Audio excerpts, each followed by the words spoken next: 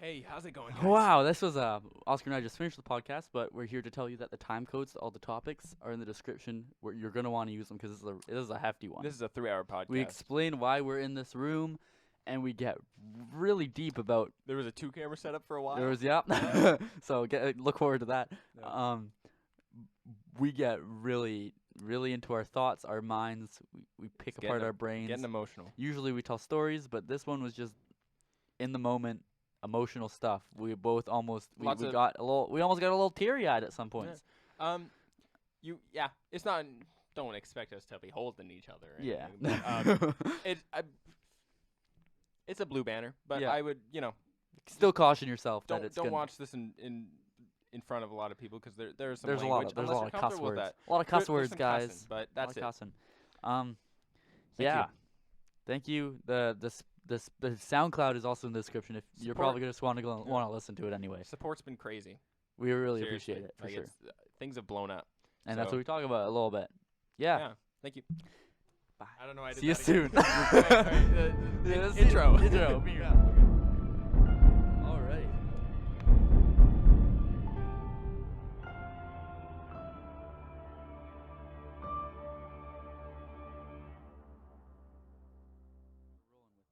All right. Hello, people, to this setup.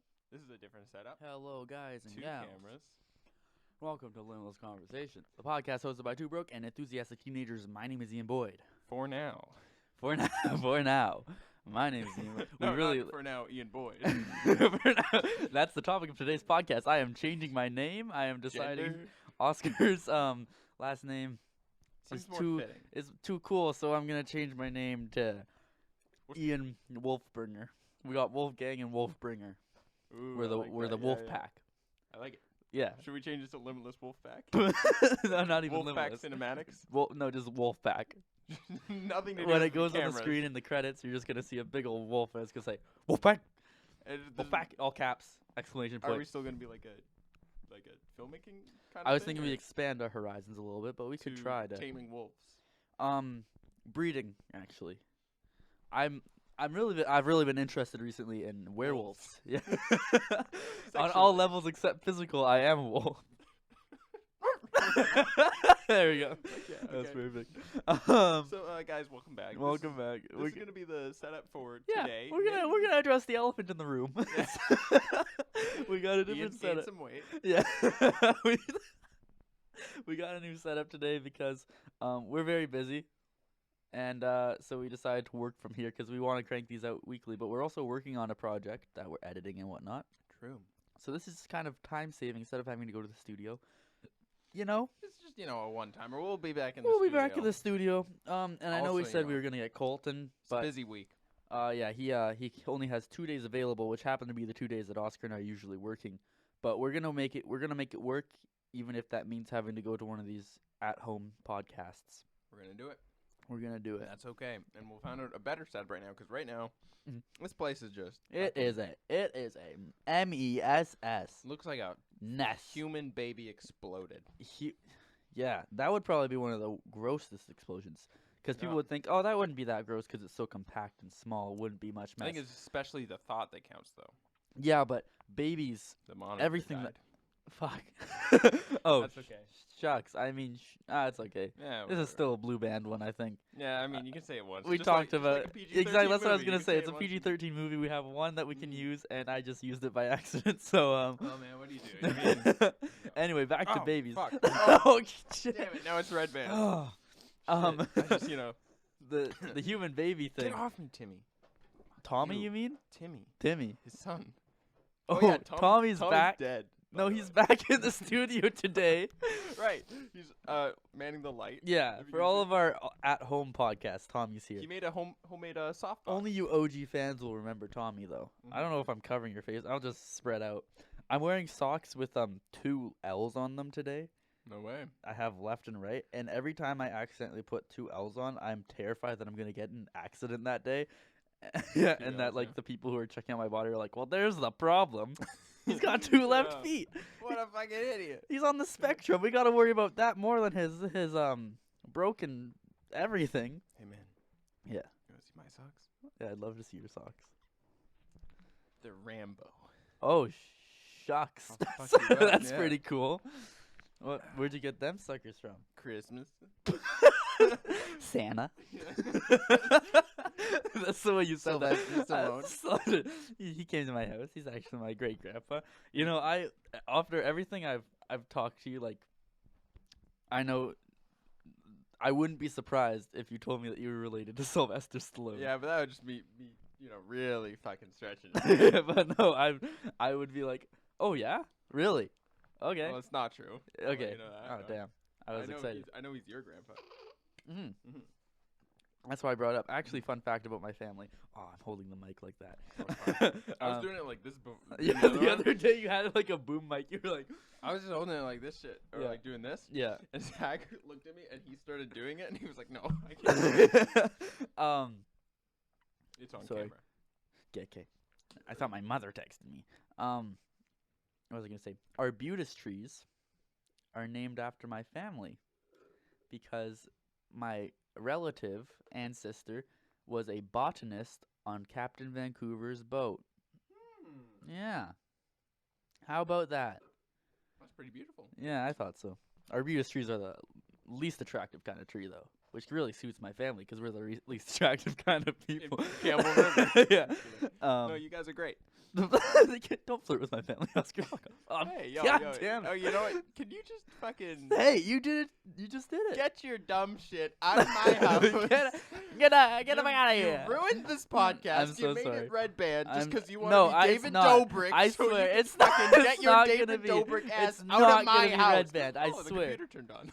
What the? Is it even plugged in? We yelled so loud it turned on. Wow. The voice activated computer, huh?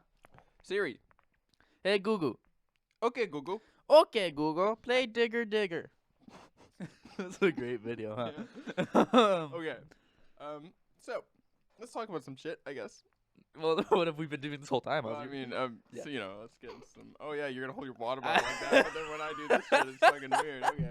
I notice when we do our at-home podcasts, we're a lot weirder, Friendlier. I guess. know. Less professional for sure. Oh, definitely. Maybe that's good. Maybe we should do some more of these then to kind of get some different aesthetics. No, I'm happy with. I don't know. I think it's fun to. This is like a treat.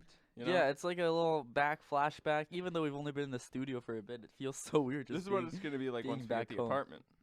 Yeah, this is a every little day. taste of what's gonna happen next year. And We're not filming a podcast every goddamn day. When we go to Vancouver, we're not. no, we're I mean not- like this is what it's gonna be like. Oh yeah, the setup. Yeah. Right, well, Oscar and I are talking about we're probably gonna have like a 1-bedroom apartment, not even maybe. We're gonna definitely just Turn the bedroom into turn like the a bedroom podcast into studio. a podcast studio and sleep in the living room or so Yeah. in the kitchen. And I think it would be like I feel like it would be weird, Mm-hmm. but like everyone we meet and make friends with, we gotta get them on. Yeah. Like within It's like like the the first, rite of passage. Everyone's gonna hate us. They're gonna Yeah. be like, "Oh, don't." He's gonna like, someone's gonna be in class and ask us for like help on something, and then everyone's gonna be like, "No." He's gonna ask you on the podcast. Yeah. Don't do it. Literally everyone that we ever invite over Has to be. before we hang out, before anything, Yeah. they have to be on the podcast That, like, first. All the icebreakers and getting to know people and everything. That has to all be It'll on happen camera. on the podcast, so we Yeah. know. Then people know if they murdered us, that's why, because we Yeah. asked them something too deep. You know, me and Ian were talking about this before the cameras rolled. Before Tommy turned on them. Yeah. A lady comes over. Yeah. She's super into it, Uh-huh. and then she'll be like, "Let's take this to the bedroom." And Ian or me or whoever, I mean, Ian, will be like, "Yeah, let's do it." He'll come in, and I'll already have everything ready, and I'll be like, Yeah. "Sit down, let's go." Take a seat, like Chris Hansen style. Yeah, and she'll be like, "What the fuck's happening?" What's happening? And I'll be like, You "So-" are. Hello, guys and gals, and welcome back to Limitless Cinematics. Yeah, That'll be a trap. We'll still, yeah. I'll be dating Grace, but I'll bring girls back just so we have guests on the podcast. yeah, and they'll be yeah. like, "Oh, okay," Yeah, and then yeah. I'm like, "Yeah." And then we'll be that's- like, "How are you feeling today?" She'll be like, "Well, I was horny. I was kind of excited. However, Now I'm just fucking." now I'm even more excited because I'm just so happy to I'm be a on big Limitless. fan of you. I'm a big fan of Limitless Cinematics. Oh, I've fuck. been watching you guys ever since you. Ever since this is home. Ever since this is home. The I only- have actually an idea for this is home too. It's about a robot that Who just has sex. says your pitch. Yeah. Oh. She copied us. Okay, good. Little... She pulls out an Ellie mask from her backpack.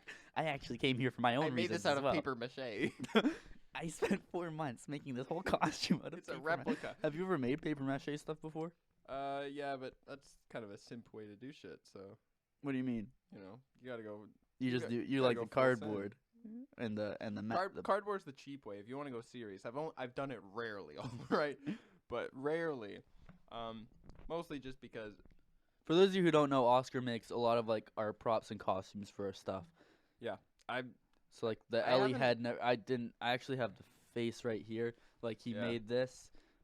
It looks destroyed right now because it is destroyed, Yeah. but it was. And if you want to go back, you can look at the costume. I feel like I haven't shown enough of my talents though. Because No. Before we made videos, I still made that stuff back when Yeah. I lived in Alberta too, and I got paid to do it for a while. Okay. I made a kid an Iron Man suit. I made myself an Iron Man suit that the mask actually opened and had light up eyes and everything. And that Wow. was the best thing I've ever made because it was like. Did you just give it away, or like before you came here, or what did you do I with it? think I threw it out, man. Damn. Yeah. Why? I have the helmet Like in Tony my Stark, you garage. just pressed the button and all of them exploded. Yeah, All it's- your- before you left to Campbell Holding River. my girl, yeah. Yeah, you're just It was my boom. dog. Your whole garage explodes Yeah. with all your props. Yeah, no, I think most of them I ended up throwing out. I made a lot of prop guns, and suits and stuff. Like Weird flex, originally, but okay. yeah. Okay. I had a lot of suits and prop guns I made, but no big deal. I was just something. No big deal. I used Okay, to make so- money doing that. Well, the reason. I'm Well, kidding. yeah, no, I Yeah. get it. You're an asshole. I get it. Yeah, Whatever. yeah. Fuck you. So, oh, now it's a red band. No, it's fucking screwed.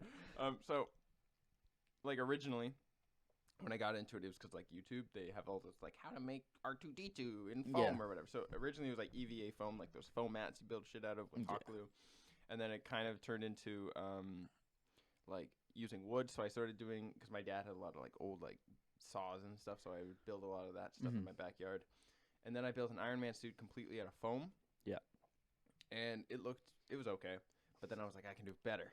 So then there's a thing called Pepicura, where it's like a Japanese paper craft thing. Oh yeah, and then you kind of like the templates, right? And Yeah, then you build yeah. it up. Yeah. And there's a foam version, and then there's a paper version. The paper one will always be better, but it's harder to do Yeah. because it does every single fine little piece, and you gotta Yeah. cut these tiny little fucking pieces, and you just Okay. gotta like figure this shit out. And so I made the entire thing out of paper, the Iron Man suit, all the armor plates out of like cardstock paper, so it's a little hefty. Uh-huh. And then you soak that in fiberglass resin, which is like car for like fixing Yeah. your fucking cars and shit. And then you put Bondo on top of that, and then you put like the fiberglass actually sheets inside of it, so it's Holy. like hard plastic. Yeah. Build the whole thing out of that shit. And how long did that take you?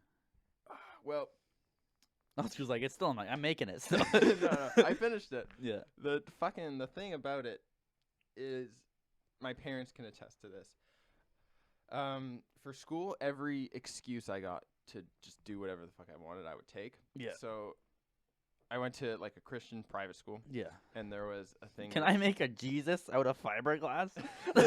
No. Oscar comes in on a cross. No, a little different than that. Okay. As in like fandom stuff. Uh-huh. So I had to make a project on. Jesus fandom. No, we had to write something. It was like for English or something like that, and we had to do something about King David or something. Sorry, all the Jesus fans out there. I don't Do really. you think there is stuff like that, like fandoms for stuff like this? Definitely. Is Peter's my favorite disciple for sure. No. Yeah. What's the Lucas? Is that one? No. John? No. John's one. John is so dirty. He's so dreamy. And people are Dirty. just fighting over which disciple's Yeah. best, and then John is dirty. Do you see him? He fights dirty. He cut that fucking guy's ear off. he cut a guy's ear off. Do you not know? Oh, story of- Vincent Van Gogh. Sorry, I forgot. No. Completely forgot about Vincent Van Gogh's origin stories. You grew up in a religious house. Yeah, but I forgot.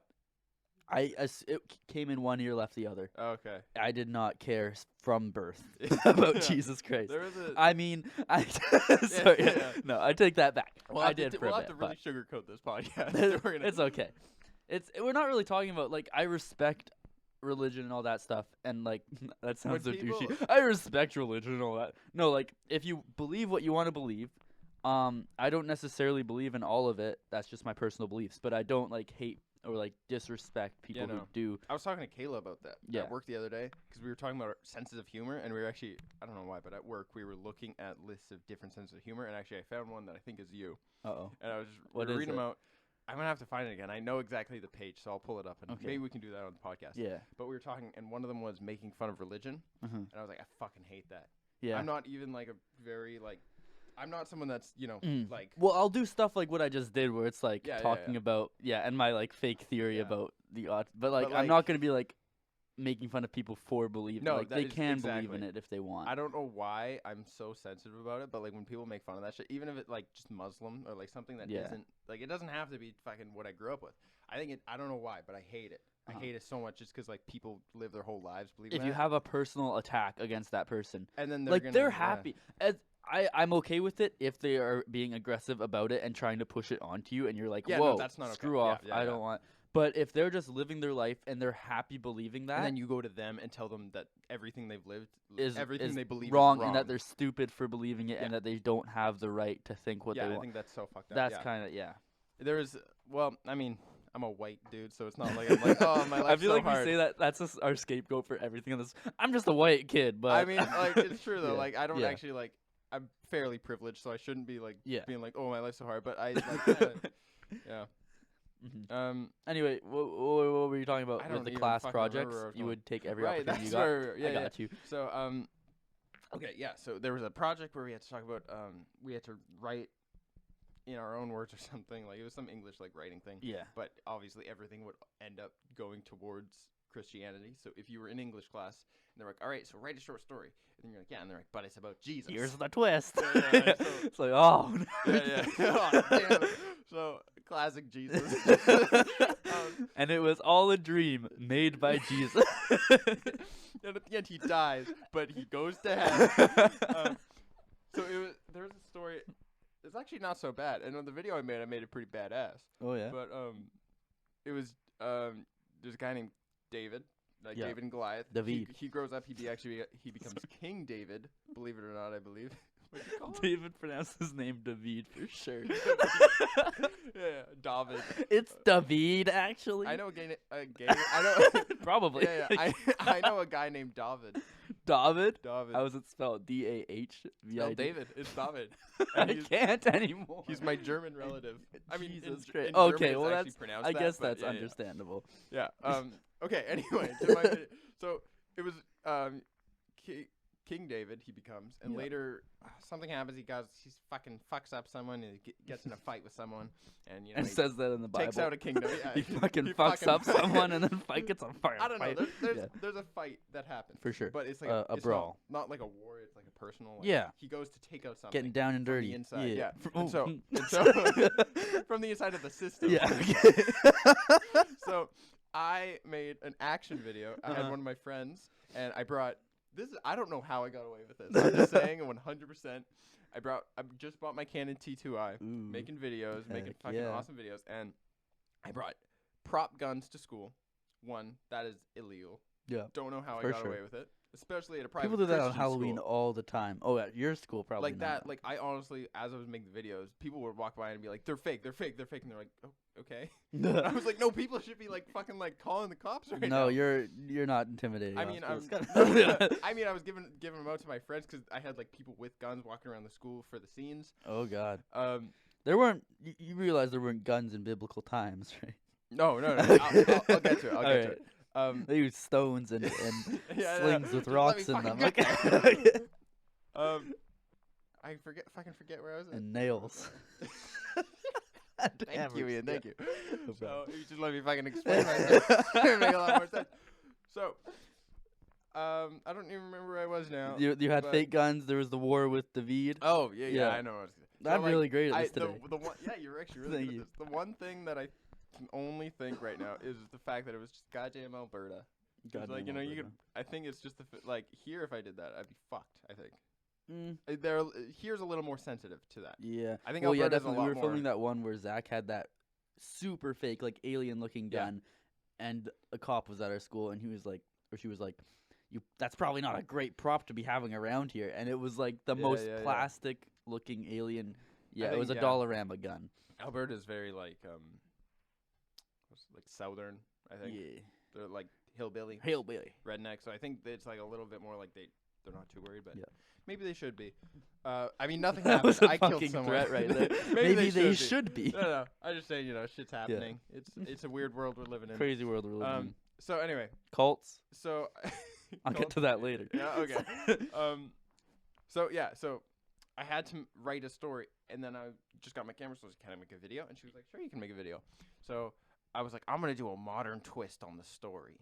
Okay. And it's like, instead of him, because he was like king, but he was from, I could be very wrong. All Jesus fans out there, don't be mad at me.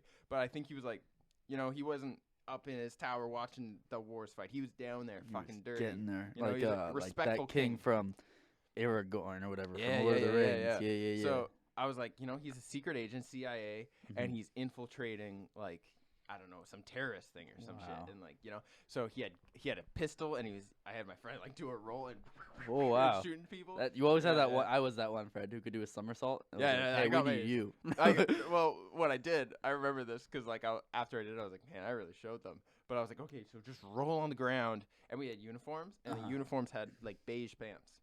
And I was like, okay, just do a roll on the ground, and then point the gun. And he was like, what? And I was like, let me do it. And then I performed Oscar's it like, for him. start recording just in case. And I performed it, and then I was like, now just do that. And then he did it, and he did a great job. I was like, good job, Scott. Scott, you did a great job. Go, Scott. And so Scott's an Olympic level gymnastics person right now. I'd like to thank Oscar for teaching me. I think he's in like Mexico right now. I was terrified at first, and then he did it, and I just did it. I just really felt. I really went for it, Yeah. and I felt so exhilarated in that moment that I decided to make it my life's goal to do rolls. It's fucking beautiful. Sorry about that. And then you can talk, and then I'm gonna eat my sandwiches. So I made this video, and it was like very not school appropriate. Yeah. At this point, like I was already using guns, I was already shooting people. This Had stuff, like the fake guts pulling them out of people. Well, I didn't go that far, but like I went to a school where Harry Potter wasn't allowed in the library. Like, okay, yeah. Very extreme. I got in trouble for talking about Star Wars at recess. Good little Christian boy. Yeah, exactly. Or is it Catholic? Catholic. Yeah. Catholic. Come on now. Sorry. Same thing. Yeah. Not really. I think it's all. I got slapped in the face one time for. Really. I think he totally did it just for the dramatic classic Donovan. Yeah. You wanna? What was his last name? Oh, no, definitely not the same person. No, what was his last name? I have no idea. I knew a kid guy from was an asshole. Tennessee named Donovan Hamlet. He would visit here because he had relatives live here. Saw him every summer. Very religious man. Well, his family was talk Catholic. like this, man. No, he did not talk like that. No deal, man. No, Loved Ninjago. Oh, and his relatives had a pool. Damn. And then he just blocked me on Instagram recently. What a fucking asshole. I don't know why. Hey, what the fuck, Donovan? Donovan, what the hell? Come on, man. So, anyway, I don't remember why, because like I usually didn't talk about religion at my age, just like in weird topics, just talk about when you're like fucking 12 years old. But somehow it came up, and I was like, I'm just talking about the difference between Catholicism and Christianity or whatever. All the I different fucking knew at that subsections point. of I don't that even shit. remember anymore. But I remember specifically saying like, this. I'm not trying to be offensive. I'm just saying this is actually the two differences in religion. Mm-hmm. I believe Catholicism, they pray to Mary. We do, yes. In as well as Christianity, they don't. The Anakin Skywalker versus the Anakin Skywalker, versus the Shmi Skywalker. Yeah. You don't pray to Shmi, you just pray to. I pray to Shmi. Oh yeah, I pray to Shmi too. Especially the Shmi from Peter Pan. Well, that's the only Shmi I know. Anyway, I told the kid that. I just said, we pray to him rather than Mary. Just I don't remember. And he just slapped me right in the face. And he was like, "Don't you talk about Mary that way." And I was like, "Bro, you know exactly. I said I'm not being offensive. Victor, like he was doing it just to be." Victor, he had a picture of Mary in his wallet. What a fucking beauty! Yeah. Like people that are that dedicated. Yeah. It's it's easy for people to be like kind of fucking loser or whatever, but like that's like they're putting their whole they're dedicating shit to that. That's they're impressive. putting it out there. And also to like not be afraid to actually like be out in public and Yeah. Don't be props scared. to you guys, good job. Don't be scared. Don't be scared. Don't ever be scared. Don't ever be scared. Props to you. Fear leads to anger. Anger leads to hate. And hate leads to suffering. Wow, we nailed that. Yeah. Wow. Star Wars, man. So anyway, so I ended up making the video, and it was I just had every excuse I could to go full circle, every excuse I could to make a video, to put guns in something, to make something action, to make something I love, I would put into my schoolwork. So one of the years I did Israel, and there's stuff happening in the Middle East. And so I wanted to dress up. I just thought, hey, what's some common attire there? There's military in Israel right now. There's a popular game I really love called Uncharted that has nothing to do with Israel. Mm-hmm.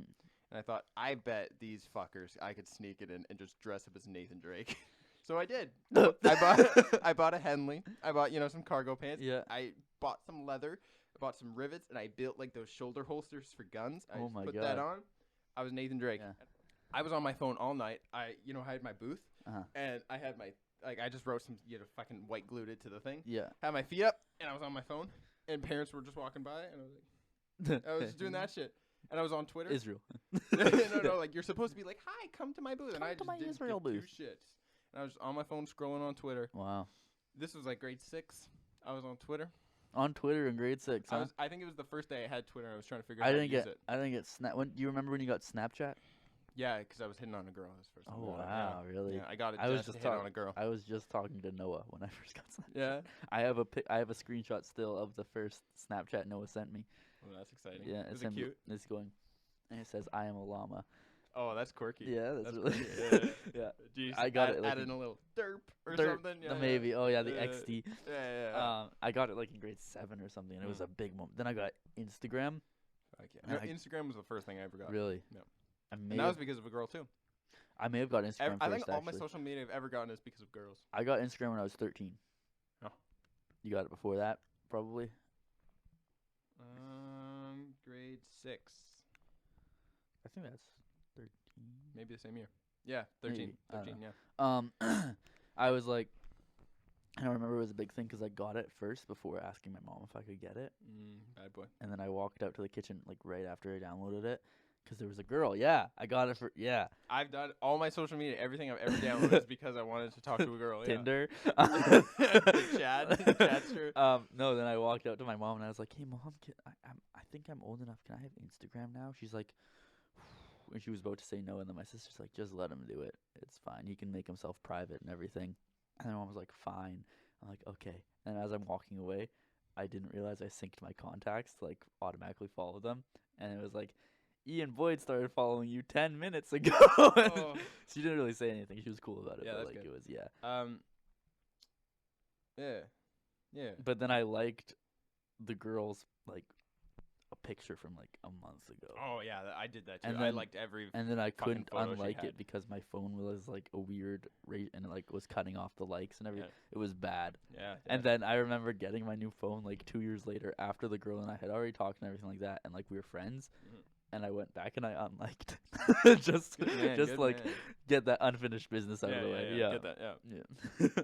You never forgot. No, I Yeah. honestly never did because it was Yeah. such a scarring moment Fucking- for my you know life. when we were doing This Is Home Yeah. and we were doing Zoom and we were talking about puffles and we were you were sleeping yeah. on my couch. Yeah. I bet you I fucking fell asleep and you stayed up for another 20 minutes thinking about that girl, being like, man, I should really unlike that photo. I should unlike. I gotta get that. Gotta get that new phone. Yeah. Took a walk for a bit. You came back in. Dark, You yeah. tucked me in. Kissed you on the forehead. Yeah. Good night, Oscar. Sweet dreams. You're going down Don't your eye. let the pen books fight. Speaking of scarring moments, I watched a movie Oh, fuck yeah. Okay. the other day, called Midsommer, and it destroyed me. Yeah. So if you're thinking about watching it, I plan to. yeah, okay. Especially because you said that. And the audience as well. If you're planning on watching it, oh wait, no, I won't spoil it then. I won't spoil it. So there's no spoilers in this. Okay. I'm just gonna say, I didn't look at the rating beforehand, and so then there were a couple deaths near the beginning of the movie, and it didn't really show much like of anything. So I was like, okay, this is probably like PG-13 or something, and it's just gonna be one of those movies where there's like a lot of death, but it won't show it like other horror movies, you know? Because first of all, I'm not big into horror. I hate all that kind of stuff. Really, I don't hate it. Until 2 days ago, I thought I was finally good with it because like within the near the end of last year, I was like watching horror movies and like being fine with it and not even being scared anymore. And then this, I was like brought back everything, and I was like, nope, not like never. So I was like fine with it, and then it showed those deaths, and I was like, okay, so it's this kind of movie. It's not bad at all. And then this is very, very light spoilery thing.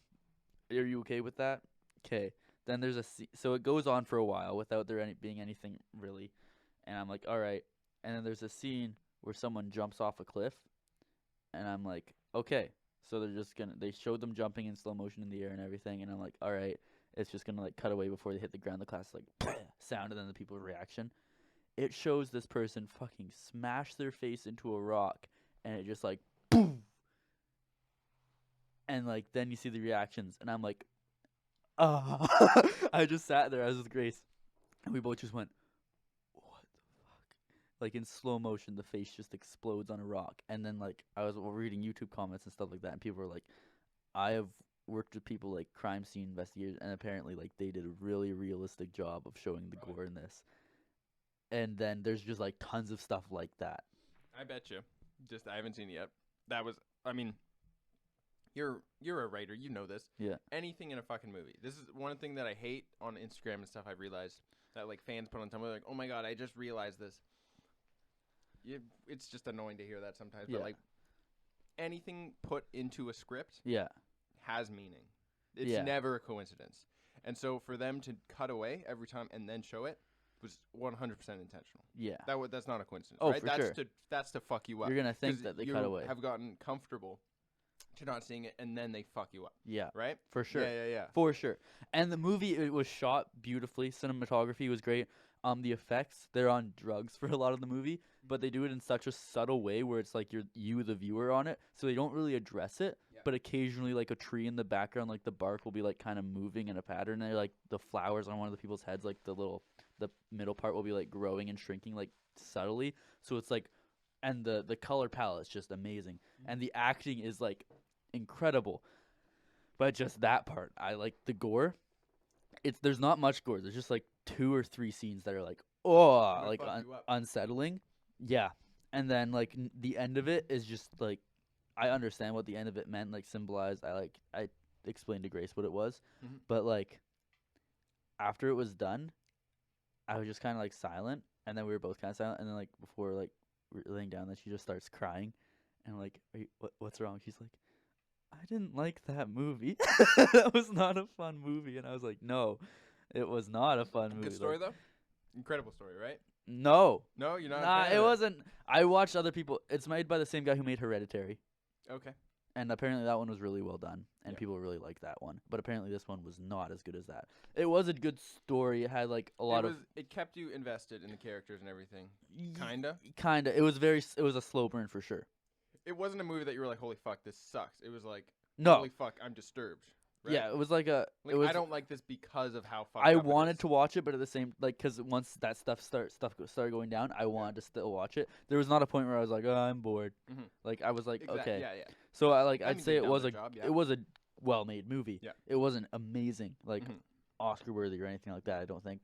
But it was like... I'll give it a chance. Yeah? Okay. Get it? Because you said it was Oscar-worthy? God damn it. But yeah, movies don't really affect me like that. Yeah. I want to get a little deep about movies in a second here. Okay. But I've been trying to pin this in my head because I want to talk about it once you mentioned horror movies and the writing and everything you said was one thing I've realized is I think comedians are the best horror filmmakers. For sure, yeah. They're a lot of the time. Their jokes are screwed up generally. Yeah. But if a comedian makes a movie, especially if it's a horror movie, it's fucking good. Because they're, they think of this shit all the time. And they know how to make it funny, but then they also know how to make it, like, so screwed up. See, that's the perfect balance, is that you're able to make it real. I feel like if we wanted to, especially, I think we could probably come up with something pretty crazy, too. Yeah. If we had... Our problem is constantly budget. Yeah. If we had the budget and the resources like actors and stuff in the small town that we have, we would be... I do believe that we'd be able to make something great. That idea I had that I told to Joe Shields, I told someone at my work the other day, too. Yeah. My dream goal. Yeah. I think that would be kind of like a horror movie or like something strange. Yeah, like for something sure. a little fucked up. A psychological thriller kind of thing. Yeah, something like that. Something that like isn't just a throwaway romance. It's got to be something people remember, So it's got to be like weird. Yeah. I don't remember what I was... Tell me what movies I was going to mention. You said about okay, not the horror movie thing with comedians. No, that was the thing I wanted to mention, but then there was something else in my head that Okay. doesn't matter that much, but Uh-oh. it'll come to me. But I'll anyway. look at you and then you'll think of it. Especially with the guests we've been having lately. We haven't been talking about movies. Yeah. Which is fine. Yeah. It's fun to talk about. Still have some talk fun. about stuff. I really like the new format. First of all, I'm I a hope big you guys fan. enjoy the new format that we got with guests every week Yeah. and stuff. It's a nice change for sure. I'm a big fan. But I also do like these. I'm a fan Every of once this in a while, too. I think Yeah, we yeah. definitely should do this kind of stuff. Yeah. So I wanted to take a little bit of time just to, regroup on that. Yeah. Talk about movies for a bit. Okay. I had something in mind, and I totally fucking forget what it is, so I'm hoping it'll just come back to me naturally. All right. It was something to do with fucking analyzing movies, seeing, foreshadowing and how things kind of wrap up in the end. Something like that. Well, while you Don't think really of remember that, I'll but tease. if you got anything. I'll tease this little thing that we have brewing. Okay. Oscar Grady and I are going to be doing a podcast here in the studio talking about Parasite. Right. Because Oh, yeah, I had something to do with that. yeah. So because we have a lot of things that we want to talk about, that I have a lot. So we'll go with You that. can do some of that with that one, too, because that would be a lot of analyzing. And Yeah. that movie, yeah, I really want to finish that now. Right. We didn't get to finish it. Yeah. Oscar came over with Grady last night and we watched it again, but we only got to like a certain part because it was like 3 a.m. Mhm. And I feel like you got to be like, yeah, I don't know. Yeah, well, we can. It got interesting, right? It When I did. left too, Oh though. I was like, right. oh, Yeah. shit, Oh yeah, true. yeah. I can't even imagine having to leave at that little. Well, I went home and I went to bed and I was like, holy fuck, I wonder what happened. So one thing that I just wanted to talk about real quick, Mhm. just because I thought it was interesting. Boon Jong-ho, Yeah, is that his name? I think so. I want to make sure I'm saying it right. Because Boom. Bong Joon-ho. Oh damn. His show, his movie, has got picked up as a HBO Max series. The Snowpiercer. No, Parasite. Parasite. Really? It's becoming an HBO series. Mark Ruffalo is going to be in it. And How are they gonna? They're doing a TV do series that? about it. I'm assuming, from what I am imagining, it's about a same universe, different family. Okay, I don't know though. that's weird. I'm assuming you know stuff I don't about the ending that Yeah, contradicts that. it's Yeah. weird. It's gonna be weird, for sure. And I can't. I'm intrigued by that though. I feel like it's not gonna do well though. Yeah. I don't want them to do that almost, because it's almost like them making a sequel. Like I'm sure it'll be decent, but why try to overdo something that did so well and try to? I don't know. It's like that thing where it's like, if it ain't broke, don't fix it. Mm-hmm. It's not a broken movie. I don't know why you would need to add on to how it ended or anything like that, really. I think you made a good point right there. But- Because that brings up something I want to talk about too. But you keep going first. Well, that's pretty much all I had. Okay. I like the fact that you said that. That's one thing I've realized more and more that we've made films. Not everything needs a fucking sequel. No, And it, almost never does. No. That's a money thing. If exactly, anything. for sure. If you have a second story you really want to tell, you should do it. But generally, if it ain't broke, don't. If don't it's start the stacking George shit. Lucas type thing where you have a story set up, A saga, yeah. I saw like something in mind, Lord of the Rings, all that. That was even from books, but still, like stuff set up from the beginning. You're like, I kind of want to make this a A multi-thing. grand, yeah. But if you make it planning for it to be like a single thing, like the Joker movie, how they want to do like more with that. They said they'd consider it. Yeah. But generally, most of them are like, yeah, we'll think about it, like, because fans obviously they don't want to be told no. Yeah. So I think it's almost them just being like they don't want to blatantly say 'Cause no. as- But I think it's a no. But it's as almost much a as it would be blatant one. Okay to do more. I think that They was have nowhere to go. good. The movie was It was fucking great as it was there. Yeah. Like leave it there, leave it be. If you want to get a new Joker, go ahead. People won't really care that much with that. Yeah. I watched the Joker with my mom Mm-hmm. the other day. Oh boy, how was that? At the beginning of the movie, she's like, "This movie's incredible. I can't believe it." The more just it gets into it, she was like, because it's nothing until maybe not even the end. Nothing is physically disturbing. It's all mental. Mm-hmm. It's understanding the tension. Yeah. The composer of that, I don't remember her name, but she got an Oscar. for She it. got the really crazy name. Yeah. Well, not crazy. No, but that yeah. soundtrack is fucking insane. good, yeah. And it, like just listening to it, the scene where he's talking to in his apartment before he scissors the guy. Yeah. Spoiler alert. Or even in the talk show, like you can change that music and then the scene you wouldn't expect him to do what he does. yeah. Stuff like that. But like you can just feel that it's disturbing just by hearing it. And so she was not into it. She's not looking. And by the end of the movie, and she's like, "That was evil. Like I don't ever want to see that." and the whole time I just like, you don't get it. Like it went full circle. The beautiful thing about this movie is it's like a tainted paradise for him. Like it's not. It is blind to him. That is the happiest ending he could ever have. Yeah. He is. He's looked upon. He's noticed. He's seen. You can see in his character. He started. Nobody loved him. Like he keeps saying, like people just walk right over me on the street. Yeah.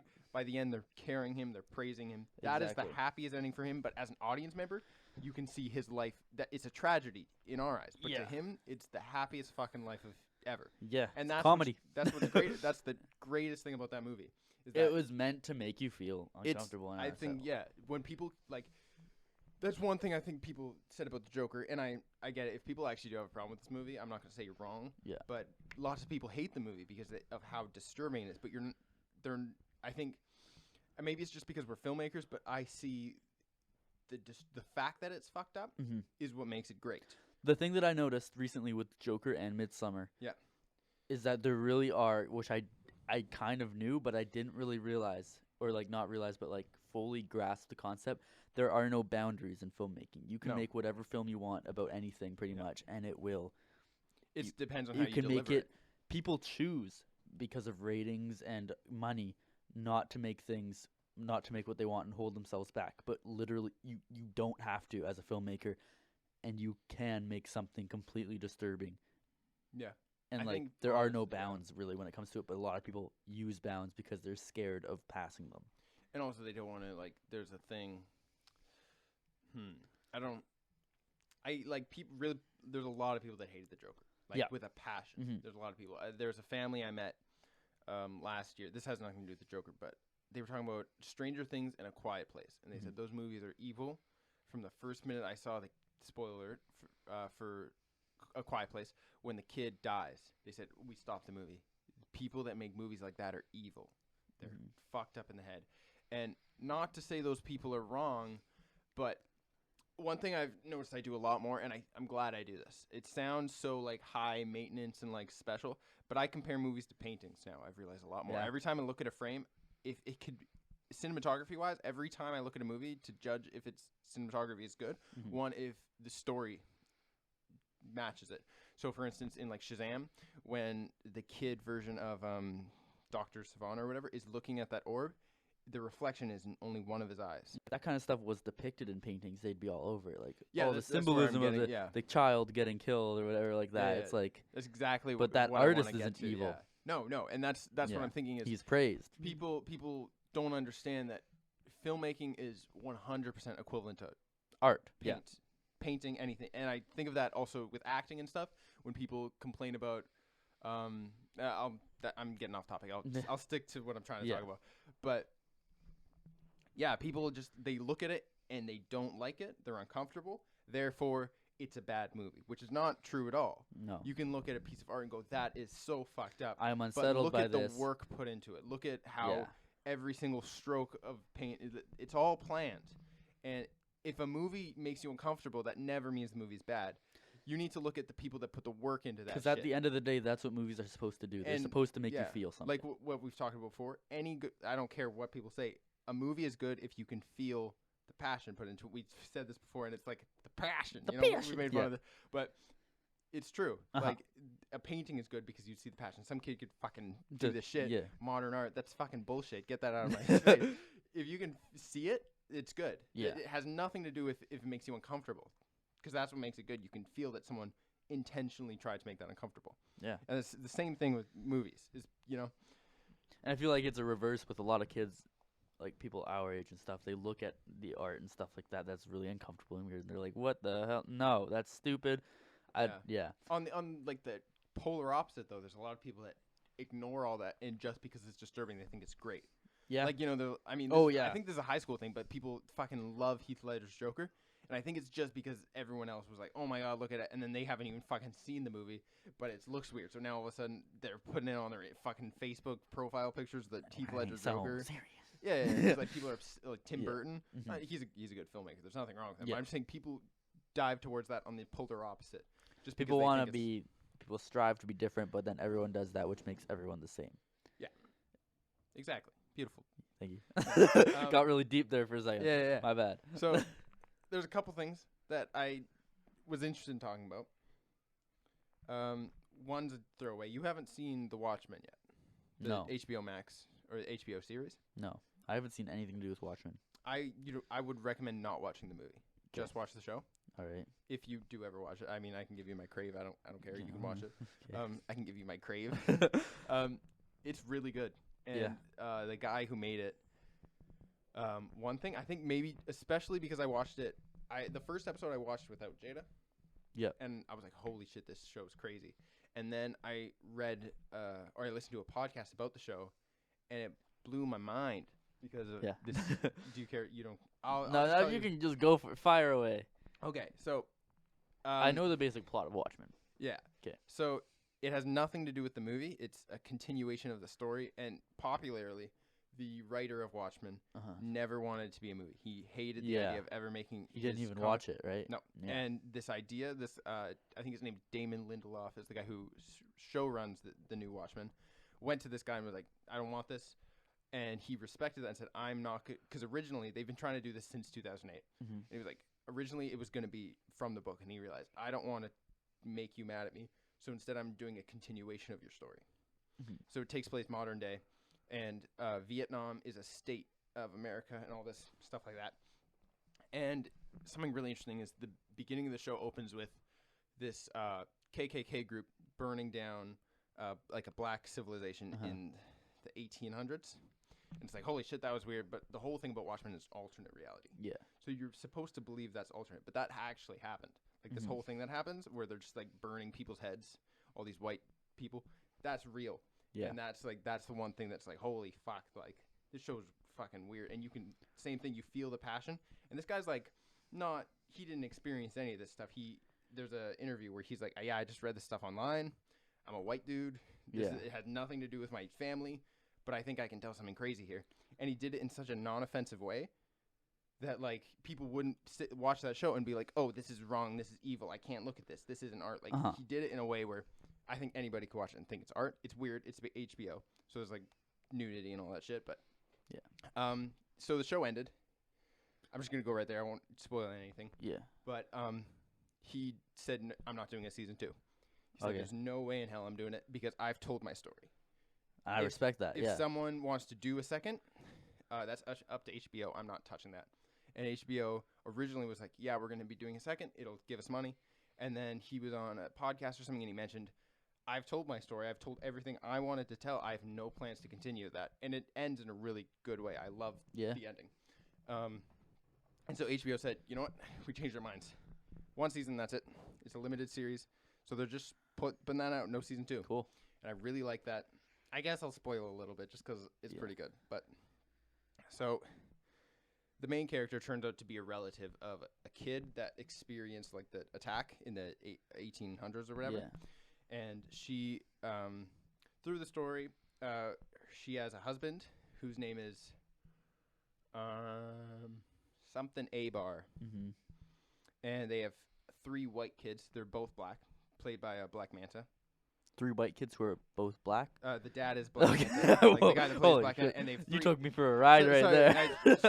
So the mom is from Vietnam. She's African American. The dad is the guy that plays Black Manta. Mm-hmm. They have 3 white kids. Later we learn they adopted them and all this. And so, the dad is always there's a scene where their house gets invaded and the shooters shoot at the mom and the dad doesn't move.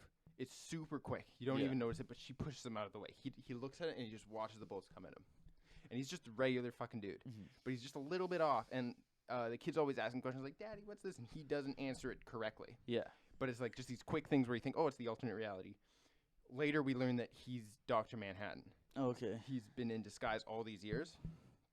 And at the end of the show, do you care? Sure, go for it. Okay, so spoilers for Watchmen series. They find a way to kill him. They kill Dr. Manhattan, which is something that's supposed to be thought to be impossible. Yeah. And at the end of the show, there's a flashback in one of the episodes where they first met, and he's just blue Dr. Manhattan, not this other guy.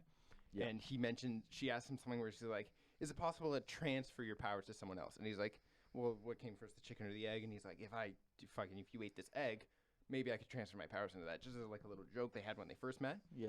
The end of the show, he dies. She goes back home. and she, what was it? There's a point where since he sees the future, the past, and the present all at once, Yeah. he has this grand plan. So before the big battle happens, he's like, I want to make waffles. And she's like, what the fuck are you doing? We got to go fight. We got to go do this shit. And he starts making waffles. And he gets the eggs out of the fridge using his mind powers. And she takes it and she whips it on the ground. And it shows that. And then at the end of the show, after he dies, she goes back home and she looks at the eggs on the ground. And she takes one. And she eats it. Mm-hmm. And then she goes to her backyard. And there's a pool. Mm-hmm. And she just puts her foot out. And slowly, as you see the foot, it just gets a little bit pale. Okay. And cuts to black. So she was going to walk on water. Yeah. But she could have just got pale. It could have just been the lighting. Mm-hmm. But it's the theory is she became Dr. Manhattan in the end. All right. Which has a lot of symbolics to the beginning of the show, which I only watched it once, so I can't actually remember it all. But it's fucking crazy. Yeah. Shit like that, man. That shit is good. Yeah. Showing that passion. And I think, like, I'm assuming was it Midsommer? Mm-hmm. Is that how you... I don't know how you say it, but that's... Yeah. They went full circle with that one, right? That's what I've read online. Yeah. It's a very full circle story where you can see the end has a symbol, right? For sure. And so would you consider that good? Or would you say this is like, because you said you guys were uncomfortable with the ending. It's disturbing. Mm-hmm. It's thought out. Can you appreciate it? Or is it for like, sure. Yeah. I appreciate it a lot. Yeah. I feel like it's something that we would write. Yeah. Like it's twisted and it's dark, but like the symbolism behind it is like you see it. Yeah. Yeah. Yeah. I feel like we should do a horror movie. I think that'd be really cool. Yeah. Well, I guess Apostle doesn't really count. That's just a cheap little. That was something we had like fun with, but I want to make that was like still one of my favorite. That was the first script that I made where I was like, okay, I want to make something like symbolic. Like, that was Apostle's original script was supposed to be. It was very like insanely symbolic. Yeah, with and then we just cut all of that out. Because if you look at it, the characters are all a little behind the scenes of Apostle here that no one really cares about. But all the characters are wearing different colors. Originally, the totems that were broken at the beginning were correlated to those colors, and in which totem broke in that order, that character would die in that order. And then one of the totems wasn't actually broken or something, and that was the person who came back from the dead. It was just cracked. Right. Something like that. Yeah, and the only reason that didn't happen, budget. Yeah. Yeah. That's crazy, man. Yeah, I totally forgot about that. Yeah. But yeah, I want to do something strange like that. Just like, yeah, that stuff's great. A lot of stuff, man. A lot of crazy stuff. And even we have run into that problem where we wanted to make unnecessary sequels. Like we wanted to make a sequel to Apostle. And to Who I Am. And to or we wanted to make a longer version of it. Yeah. And both of those aren't bad ideas, but they're not necessary. Yeah. And I think that's kind of where I feel like we could just make a new video entirely that would be better. And yeah. One thing I was thinking about, this is just totally random, but if we ever got the chance to do a full budget, would we, right now, if someone came to us and said, we'll give you fucking, whatever it is, like $5 million or whatever, here's your budget, go make a movie of 6 months or whatever, would we come up with a new idea, or would we remake something and to make it perfect? Like, would we redo This Is Home, or like the same concept, or would we just come up with something new? That's a good question. Ultimately. Because like I could see us doing This Is Home. Because I feel like that's something that we've had in the back of our minds since we made This Is Home. That we're like, I think it's our best work. We think we could do so much more with this. We have so many bigger ideas for this. Maybe not our best. It's our best vision we've had. Yeah. But yeah. Like we had. That was the most collaborative process that we've done, where we've both for a lot of our videos full of symbols and shit. I'm not. For a lot of our videos, our passion levels aren't completely equal. Yeah. I feel like for we each like something or drawn to something more. We're both into it. Equal. For This Is Home, both of our passion for it was at the max, and we were both completely driven. Like we were both on board with the plot till the end. There was barely any disagreements. We were like, I don't know. Like we were both just set. Yeah. Where we came to an agreement of what we wanted to do, and we made that happen. And I feel like even after it was done, we were both sitting there at the end of the edit. And we're like, oh my god, we want to do so much better than this. Yeah. And if we had the chance, if we had the chance to master This Is Home, everyone would be pissed off because we milk This Is Home so much because we're just super passionate about it, and it did well. Some of our best work. Yeah. Yeah. Even though people would be like, really? Come on, This Is Home. Like, you guys have the budget to do whatever you want, you choose this. I feel like if we were able to make what we had visioned, we would. Yeah. Yeah. It's I just to have 100% that agree. good copy that we'd be able to like have and be like, hey, Mhm. this is our passion project right here. Yeah. The more I think about this is getting really deep. I feel like I'm getting. You said Colton's podcast would be deep. Ready for this? This shit. is okay. This All isn't right. that Yeah. deep at all. Let's go for it. The more I think about like bucket list ideas, like before I die, I want to make movies. I want to fucking do this shit, and I want to make a Green Arrow movie. I have all these ideas I want to Yeah. do before I die. The more and more I think about it, the more I realize like if I died now, I'd be happy because we've fucking made movies. Like we've done everything we wanted. In my opinion, For sure. I think. Not saying that I have want thought to, that but like a lot. we've done what we dreamed of doing. We've already done it. Exactly. That's crazy. There's so much that we want to do, but at the same time, like, I'm content. ready. You know, We even though it's not technically our studio, we made a studio with a podcast. We had a podcast we in the have studio. like what 100 views on each last podcast. That's Yeah. crazy. Like we've made things that we've won a film festival stuff before for each things that we've wanted to do. Yeah. We've made our own film festival for the town. Yeah, that's fucking weird. Like if you think about it, It we've started done off so with much. us making a video in an elevator. It started off with me fucking planning on going home for flex because I had no friends, and then hearing you go and action. True, And I thought, yeah. holy fuck, I'm turning around Yeah, because I just want to see. I just want to see what you guys are doing. Isn't that weird? that's insane. And now, Yeah. here we are. I mean, if that didn't happen, we still probably would have ended up Probably. maybe, I could imagine. but that. it wouldn't have been as easy to get us together because we had that initial meeting where we were like, okay, I feel like if I just joined short film, I don't think I would have because the Yeah. whole reason that you guys were like, "Hey, come over here, fucking weird tall kid," is Was because you were like, "Oh, we've worked with this guy before." he helped us out a lot. He knows what he's doing. Yeah, Yeah, that's weird. it's crazy. Weird shit. We've man. accomplished. You're wearing a hoodie with our logo Yeah, on it right isn't now. Isn't that fucking weird? That's so crazy to me. Yeah. That's what I'm just trying to say. Yeah. Is we've done I've done what I have in like a poetic way.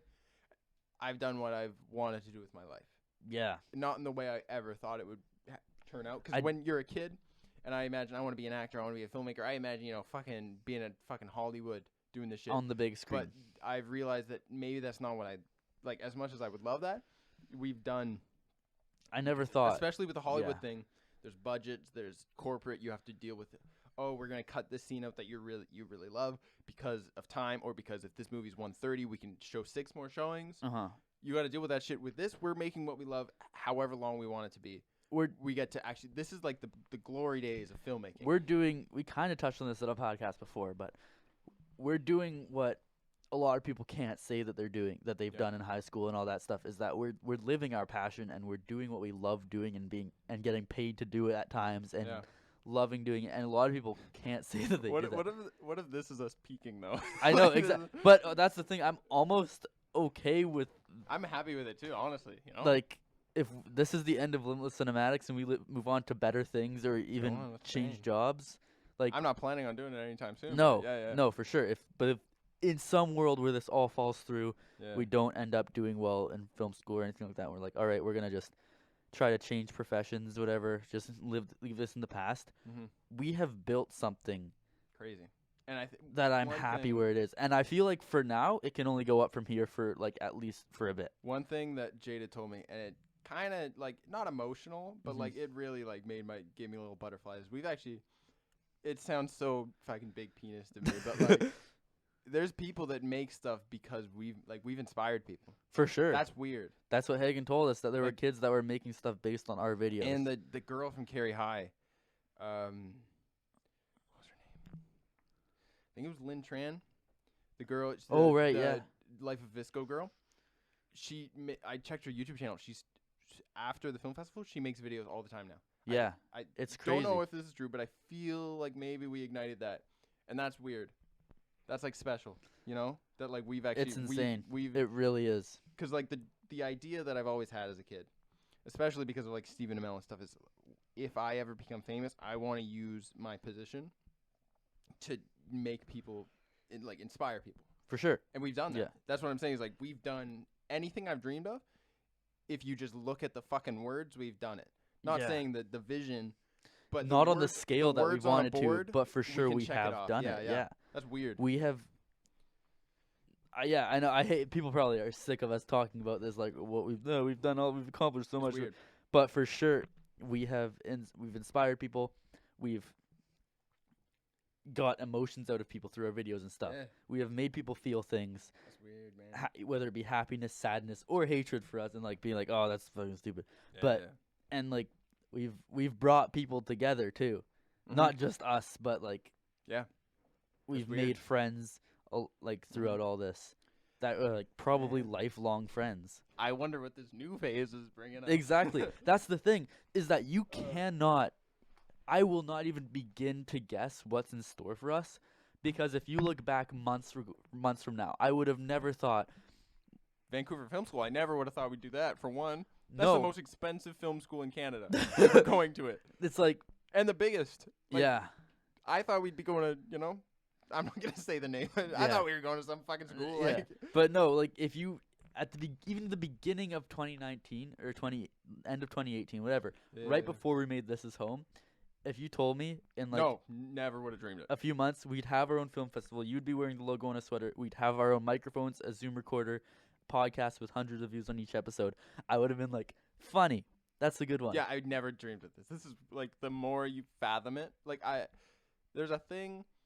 I mean, it's hard to explain. I think maybe it's just me, but like, I'm not understanding how crazy this is. Like, it's going in, but I'm not like fathoming That's what the thing. the we actually have gotten. The universe works in such a crazy way where, at the end of the day, we're just lucky. Yeah. We just got the luck of the draw. Or destiny. Of destiny. Or- of us working together, and Hagen Weird. giving us the inspiration, being like, you guys did well on that one video. You guys should keep working together. And us being chosen to do certain videos and stuff like that. We're gonna be on our deathbeds one day, and we're gonna be like, that should have never happened, but it did. Yeah, that's weird. Yeah. Literally, it's so fucking weird. Like, 'cause I'm not like, it's going out one ear, going out the other when you're there. Yeah. But when you think about it, like, not saying it's like a fucking movie, but a lot like how people come up with symbols and things symbolize other fucking things. Yeah. You think about how we met. You That's think about what- how everything fucking happened, what we went through before we met each other. Like, everything lines up. I used And to you say don't that notice it. all the time in like grade 10. I would be talking to my ex-girlfriend, Mhm. and I'd be like, our lives feel like a TV show right now, Mhm. where it's like all this stupid drama, but it feels so real, the drama, and it's like, this is the end of the world. And like all the little things that are just, life is just full of coincidences that make for good drama and good like viewing. Yeah. So everything that would happen at like after all the stuff would be done, I remember it was like, I think it was even one of the later conversations I had with her before we broke up. I was like, this is a TV show. All the highs and lows. It's like, I would watch this. I'm sure there would be a kid who would watch this on TV in some years. Yeah. Like 'Cause the story yeah. of us. I'm surprised you thought about it while it was happening. 'Cause Yeah. Those are things. Well, that I that's would- those are the things I would writer in me. realize. It's Yeah, like yeah. Those are things that I would like realize after, not in like an emotional sense, but like she's already gone, and then you think, holy fuck, what a ride. yeah, You know? yeah.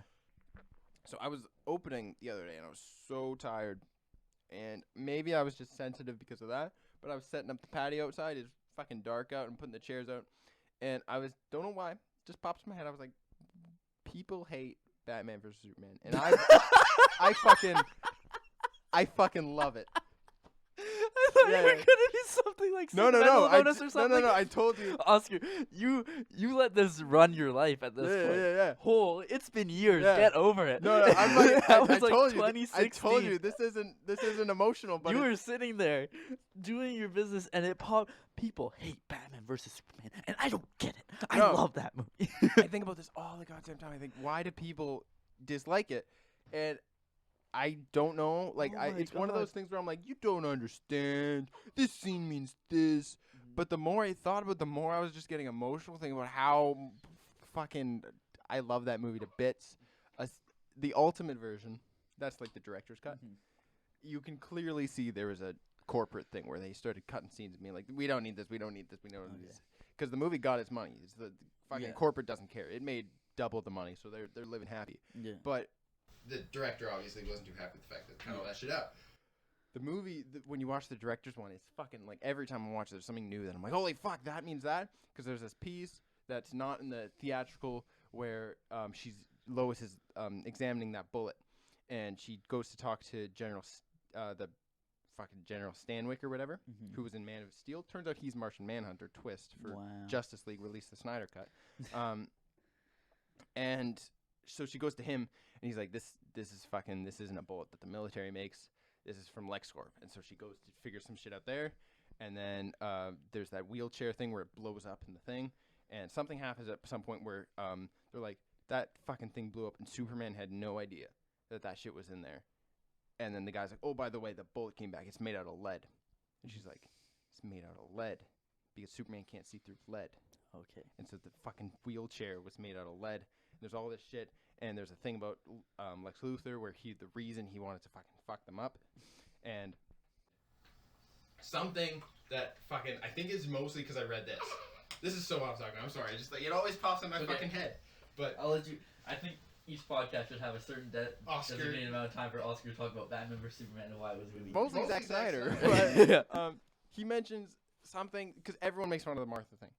Yeah, I remember being in the theater going, "Holy fuck, I'm gonna cry! This is incredible." Yeah, and it's because, well, this isn't because of this. I read this after, but he didn't want to be friends with Superman because of that.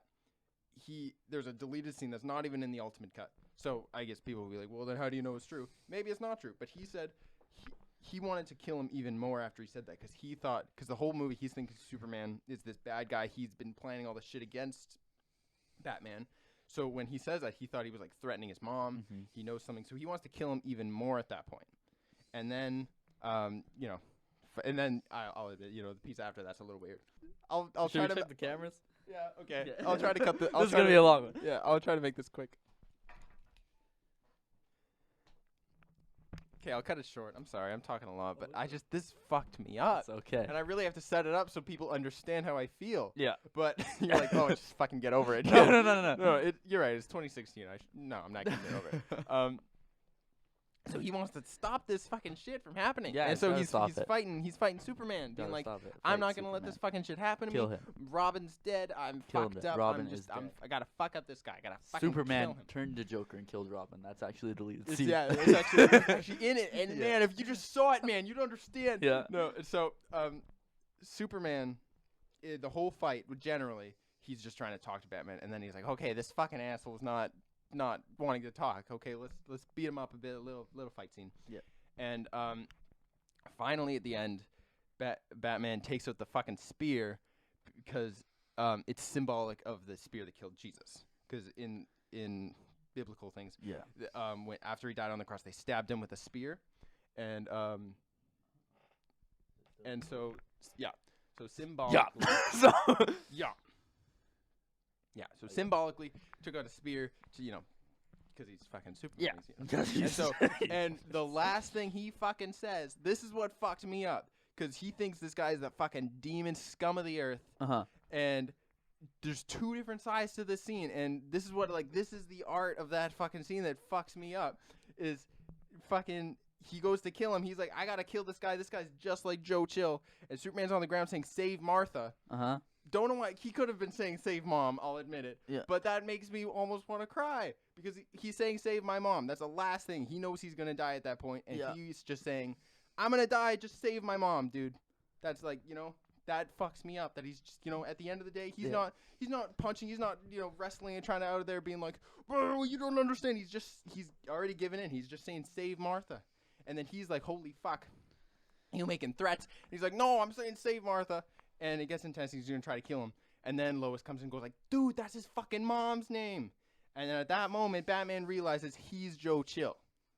And he's fucking ruining Superman's life. And he's the villain. Yeah. That fucks me up every time.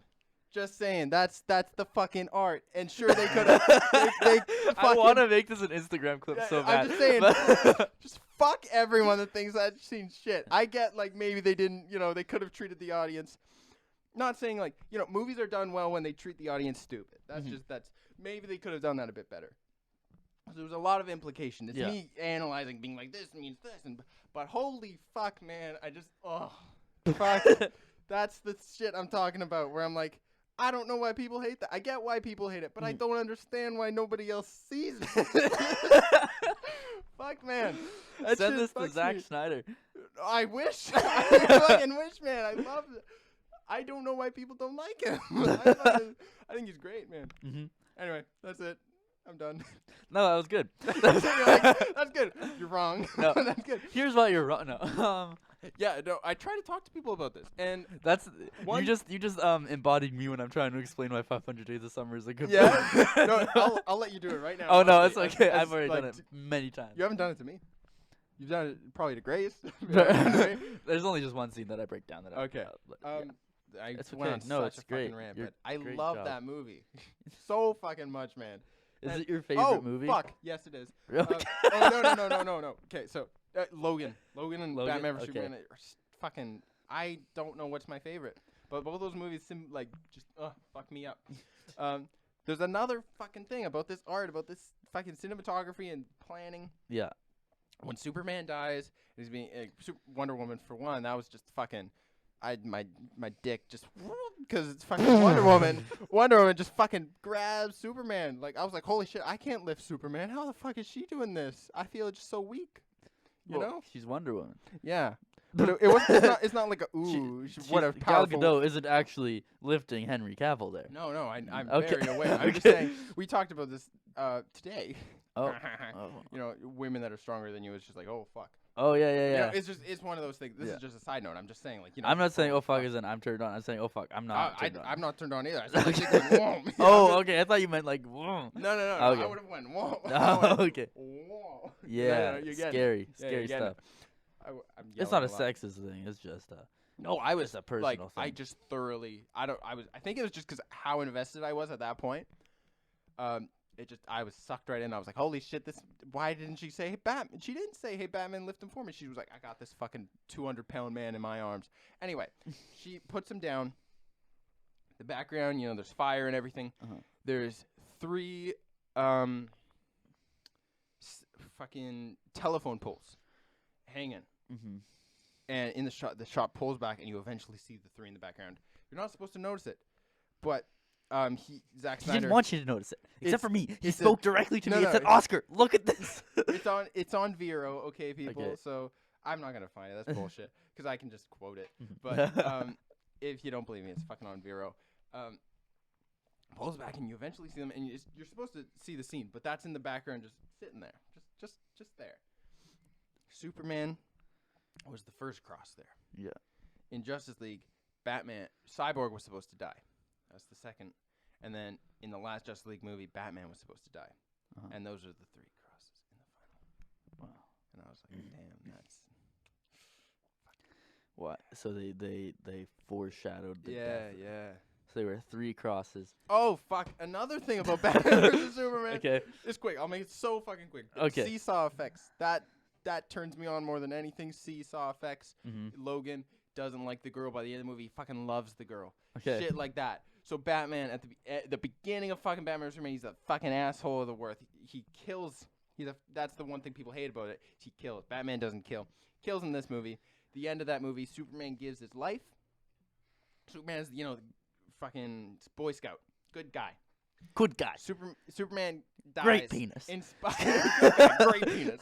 And Batman is inspired by Superman's death and goes, men are still good. There's a seesaw effect that I think, because he's mentioned on Vero, it's you see the beginnings of foreshadowing there. Mhm. Because I think how Justice League, because they were going to do 3 of them, how it would have ended, because the twist was that the end Superman becomes evil. And Batman would have become good. It's the fucking seesaw. Superman's the Boy Scout. Batman's the killer. By the end of that fucking arc, Batman's the Boy Scout, and Superman has succumbed to fucking Darkseid, and he's the villain. And you see the beginnings of that shit. And just damn, man. Damn, man. I love that fucking movie. Why do you hate it? I don't hate it. I've seen it once. Okay, yeah. I saw it once in theaters when it first came out, and Yeah, I yeah. left feeling unsatisfied. Understandable. Yeah. The theatrical version I dislike. Okay. But just out of curiosity. We can move on to another movie after this. We've talked a lot about this. But honestly, what do you not like about it?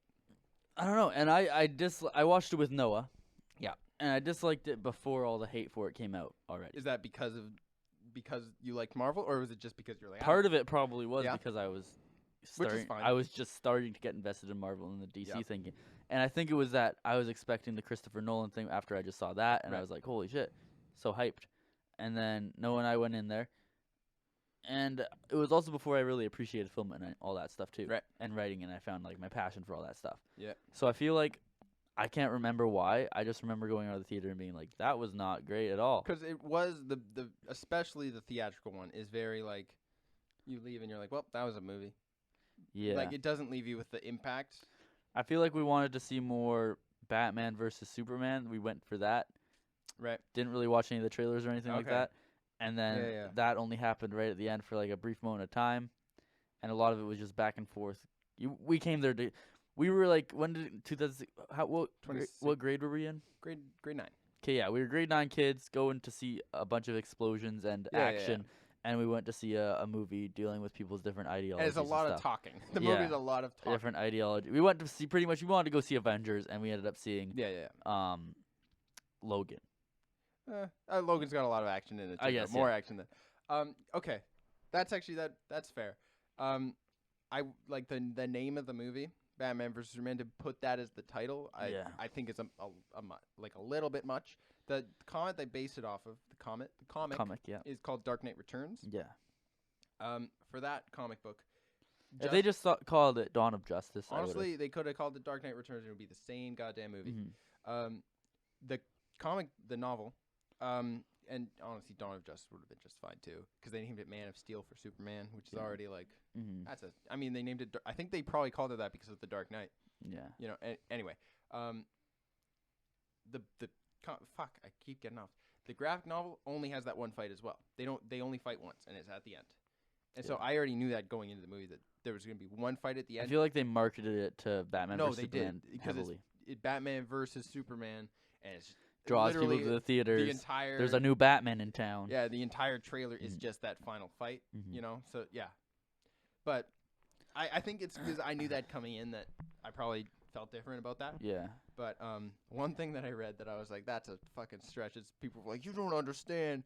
Batman versus Superman. It's not VS. It's V.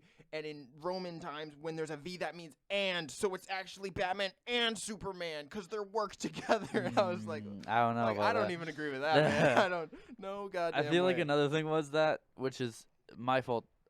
Yeah. For sure. I forget what that's called. Whatever, it was my ignorance or whatever, is that I was expecting it to be more grounded, and then all of a sudden all this alien stuff kind of came out of nowhere. Yeah. And, like, I didn't watch Man of Steel. So I have you seen it at all? No. Oh, fuck. So I came in blind to that, too. Okay. So Gotcha. then it was just, like, a whole bunch of stuff where I was like, okay. Like, I thought there was definitely cool elements. And I definitely... Do you like the warehouse fight? Because that was badass. Yeah. Yeah, that's pretty fire. And I liked the beginning where you saw the Superman thing from Bruce's point of view. Yeah. So like I left the theater not hating the movie. But I was just like, yeah. Okay, yeah. It wasn't that great.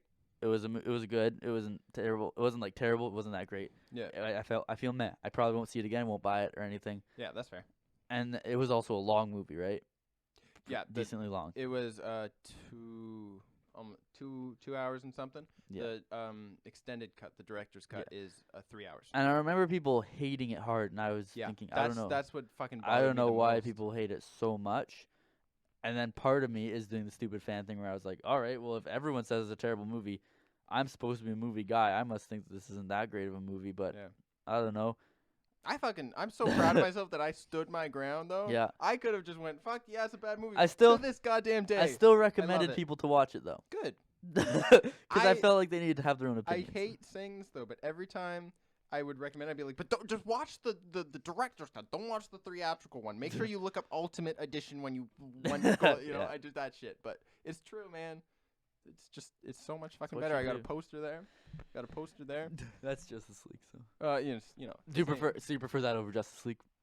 Absolutely. Yeah. Justice League, the Joss Whedon. I mean, I'm still waiting for Justice League to come out. Is all I'm saying. You know, I'm still waiting for the goddamn Snyder cut. Oh, did you see what he posted? No. Oh, I'm so happy you asked.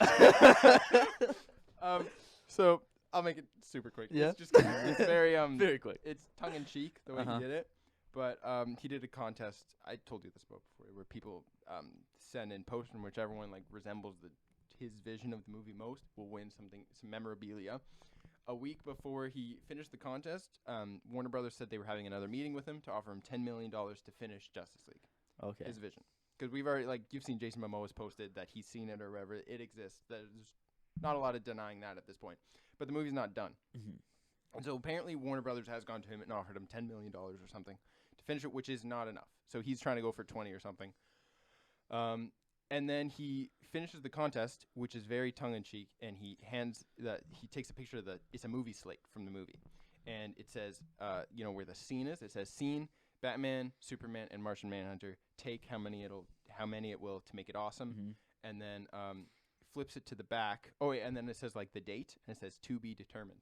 Okay. And it's all, it's an old slate, but it's new writing. You can tell it's kind of fresh. And on the back of the slate, it says, whoever gets this has the totally unlikely chance if this ever fucking happens. No way. That if we just happen to do reshoots and finally finish the movie, then they're allowed to use the slate for the duration of our reshoots. They are the slate manager. Wow. So that's their win. So it's very tongue-in-cheek, but I think it's implying they're doing reshoots. Yeah. Which is cool. Yeah. That means they're bringing the gang back together. Which, I'm just saying. I'm very excited for that if that happens. But talk about 500 Days of Summer, and then I guess we can wrap it up. There's not much to talk about But anymore. I've exhausted myself from that. It's just I'll tell you this much. Uh-huh. We watched the movie, and I was like, yeah, I get it. But I really do think that I don't get it the same way you get it. No, I think it's the same Batman versus Superman shit. I fucking see this shit, and I'm like, holy shit. I don't get it the same way you do. I watched it at a point in my life where I was like, I needed it. Yeah. So it came at a point where if I saw it, it's sentimental. Yeah, for sure. It's like one of those movies. I feel like it just describes. It's more personal to me, probably because not everyone has the same personality as me. Mm-hmm. But I see myself in the characters a lot.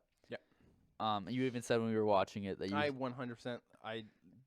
I think about, honestly, every time I think of that movie, I think about. I don't know. I think it's just because you told this to me, but I always go back to thinking. This sounds so fucking weird, but I think about you and I think about what you were going through at the time. Yeah. Every goddamn time. For sure. That's. Yeah. So if you don't know, I watched 500 Days of Summer before I had my first relationship, kind of. Mm-hmm. And then I watched it again after my first relationship ended. And that's when the first time my eyes watered during a movie. Yeah, yeah. And it was like, it's just the way it's written, it was unique to me. It wasn't just your average rom-com. There was different elements in it, the way that it was edited and the way that it was I feel like it was pretty realistic dialogue. Mm-hmm. There was a lot of stammering and kind of Mark Webb, man. Mark Webb, man. He's my boy. Is he your Zack Snyder? I don't know, because he's only made a handful of movies. Yeah. I've liked all of them, and I've explained the Spider-Man thing too. I loved those movies. Yeah, the second one I was so hyped for. Yeah, and it just kind of went flat, but I still like it. Exactly. If he said he was making another movie, I'd be watching. Yeah. It's just, and then that one scene. I forget a lot of the stuff that I read about it before, but that one expectations versus reality scene, that was the one that made me become hooked to the movie. Yeah. Because it's just, I've never seen something like that before in film where it describes what you feel so perfectly, where it's everyone can relate to that. Anybody in the world can relate to that scene where you have an expectation of going to someone's house and or a party or your girlfriend's house for the first time and them being or any situation, those shower conversations that you have where you're this happens and this happens and everything's pretty perfect. Yeah. And then the reality is it's just kind of normal. It's so fucking boring. Yeah. Yeah. And then he does that so perfectly where even when the main character is walking up the stairs, he's in his expectations, he's moving up them faster. Yeah. Everything just seems better. He walks into the room and and then the flowers in the back represent different things like love or something. There's a whole bunch of symbolism in that scene, which I forget a lot of now. But it's just, and then the framing of it too. I thought they did it in a smart way where they had everything was in mind. Yeah. And then, cause when there was dialogue, the other scene wasn't talking over it. There's kind of breaks in it, but it still felt fluid and normal. Yeah. It was good. I just really liked it. And then just the symbolism after he runs out of the house after he finds out that she's engaged, runs out, walking down the street, and he sees a couple. The first thing he sees is a couple holding hands, and you just see the pain on his face, oh, fuck. And then he walks to the middle of the street. So that's already. They didn't have to do that. They could have just had him walk down to the middle of the street. Yeah. But the fact it's that in mind. They added a little thing of him being okay, I got to get away, to position him to the middle of the street so that they can do that cool little fade, that little scratch away picture thing. They could have just had him walking down the street, but no, they gave him a reason to move into the center of the street to make himself more isolated from everything else around him. There's 100% like the more I think it's mostly because you're explaining it, but there's like I don't know if this is true, but the writer or the director, do you know who wrote it? No. Was it Mark Webb that wrote it as well? I think it was a book, and then he adapted it. Okay. I'm really maybe it's the director's vision then. Uh-huh. But I'm feeling a lot like he had something happen to him, and he's putting like the same way. Yeah. I think the reason all those things are also happening is because he has an emotional connection to this story too. For sure. Like something's happened to him where he can display this. I think that. Like he wasn't just some fucking guy that met a girl and got married and he was like, yeah, I'll make this movie. Yeah. You know, he's had to And go even through some it's shit. that's another thing. It's a realistic love story. They Yeah, don't yeah. spoil it. They don't get together in the end. Yeah. He just and she gets married to someone else, and that final line where it's like, I don't get it. What was the difference? I can't believe I'm forgetting. Like it's one of my favorite things. It's like, I know what you're talking about. Though. yeah, where she's like, I'll never understand that feeling or something, and he's like, you say you don't want a boyfriend, and then you're married. I don't get it. It's like, what do you feel? And then she's like, what I never felt with you. And that one line just like hits you, and it's like, fuck yeah, that's so real. Where it's sometimes you just stop liking people slowly over time, and you're like, I don't want to marry this person. Especially for a movie like that, where you know they give you the fucking the music and the smiles and the whimsicalness of it, and then they just hit you with shit like that. Yeah. And the out of order storytelling. Yeah, it was just the unique. I've never seen I didn't see like a movie like that up until that point. It was my first experience to like the experimental sort of like teetering on the edge of experimental type of storytelling, where it flipped between the days and it had the fancy little thing like of the what day, and then at the end just the girl's name is Autumn, and then the leaves fall, and then everything like that. And it was like that's the thing where I was like, oh shit, I know why Ian likes this now. Yeah. Like I see why Ian thinks this is a filmmaker's like thing. I understand this full circle thing now. As soon as I heard that, I was like, oh fuck yeah, I get it. Yeah. Yeah. And then it starts at day one. And see, they didn't do a sequel to it either. You don't know how that relationship turns out because you're supposed to understand what happened. It probably failed too. But Maybe, it starts back at day one. That's just everything it is. It's 500 days of summer. Totally. Day one of autumn. How many days of autumn? It could mean they got together. It could mean they broke up a week. You know. That's just, And that he said that he was done with love and all that stuff. And then it shows just how stupid or how invested in feelings human beings are, where we will be destroyed to the brink where we're like, no, we're not. We're done. And then as soon as we see a glimmer of hope, we're like, hook, line, and sinker. We're in there. Is quick stuff. This is just these are things that I kind of not one opinion from the other, but like you said about how you watched 500 Days of Summer in like a point that was actually very like poignant. Yeah. Poignant point. There was it's not the craziest time of my life, but there was a time before I moved here where shit was just weird. It was this weird phase before I moved here where I was just like, fuck, what am I doing? I live in fucking Alberta. There's no way I'm gonna be an actor. Yeah. What, like, my dream's dead, but I'm still doing it. And, you know, I fucking suck at school. What the fuck am I doing? And it's so fucking lame. Mm-hmm. But I was on my iPad, and PewDiePie posted a video, and it was called The Last of Us playthrough. And I was like, let's watch this. And then I was like, holy shit, these graphics are really good. And then I hid it from my parents, and I walked over to the game store, and it's an 18-plus game, and I bought it, and I didn't tell my parents. Wow. And I played it, and I cried. Fucked me up. I never thought a fucking video game would fuck me up. And it's like I would fucking try to get through the game as fast as I could to get to the next cutscene.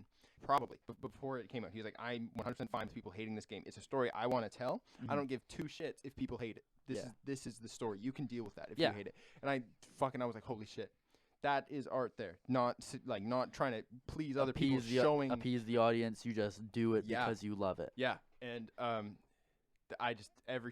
that's all that we do really at the end of the day. A lot of the time we didn't make This Is Home to please the audience. In fact, we did it. We didn't think that it was going to please anyone at all because it was so weird and nerdy. Yeah. But that's just the story we wanted to tell. Yeah. And one thing, I don't know why, this complimented me so much. This has to do with actually the thing I told you where like we had the This Is Home fucking documentary or whatever, and I was like, Jada was so upset when you said I think big, you think the same thing.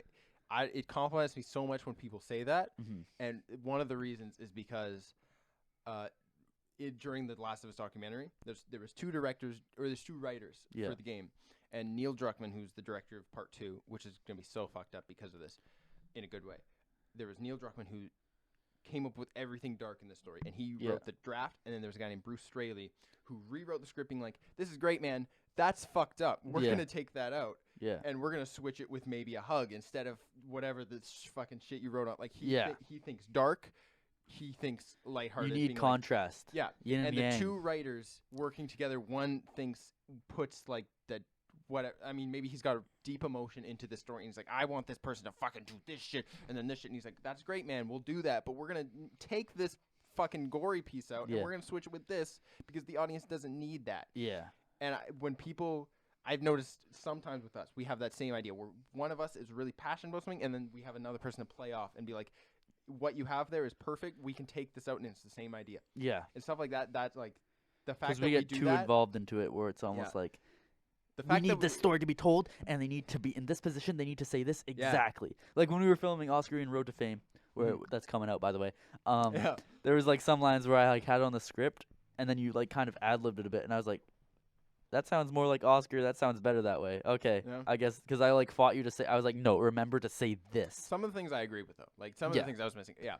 But like I forget what it was, but like I was like, no, you need to say this, and it was like just the tiny little switch where you were like, you said it the other way again. I was like, actually, why do I want him to say it like that? It sounds fine, if not better, that way. Yeah? Yeah. I didn't even notice that. I think we have to do research for that. Yeah. But, I mean, well. I'll try to hang on to it if you love it so much.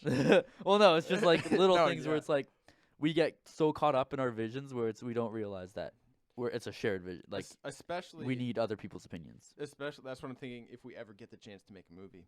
Yeah. Is the fact that we can't. Everyone has a different idea of how that movie's going to end up. I definitely want so many people involved in that and the creating process of it.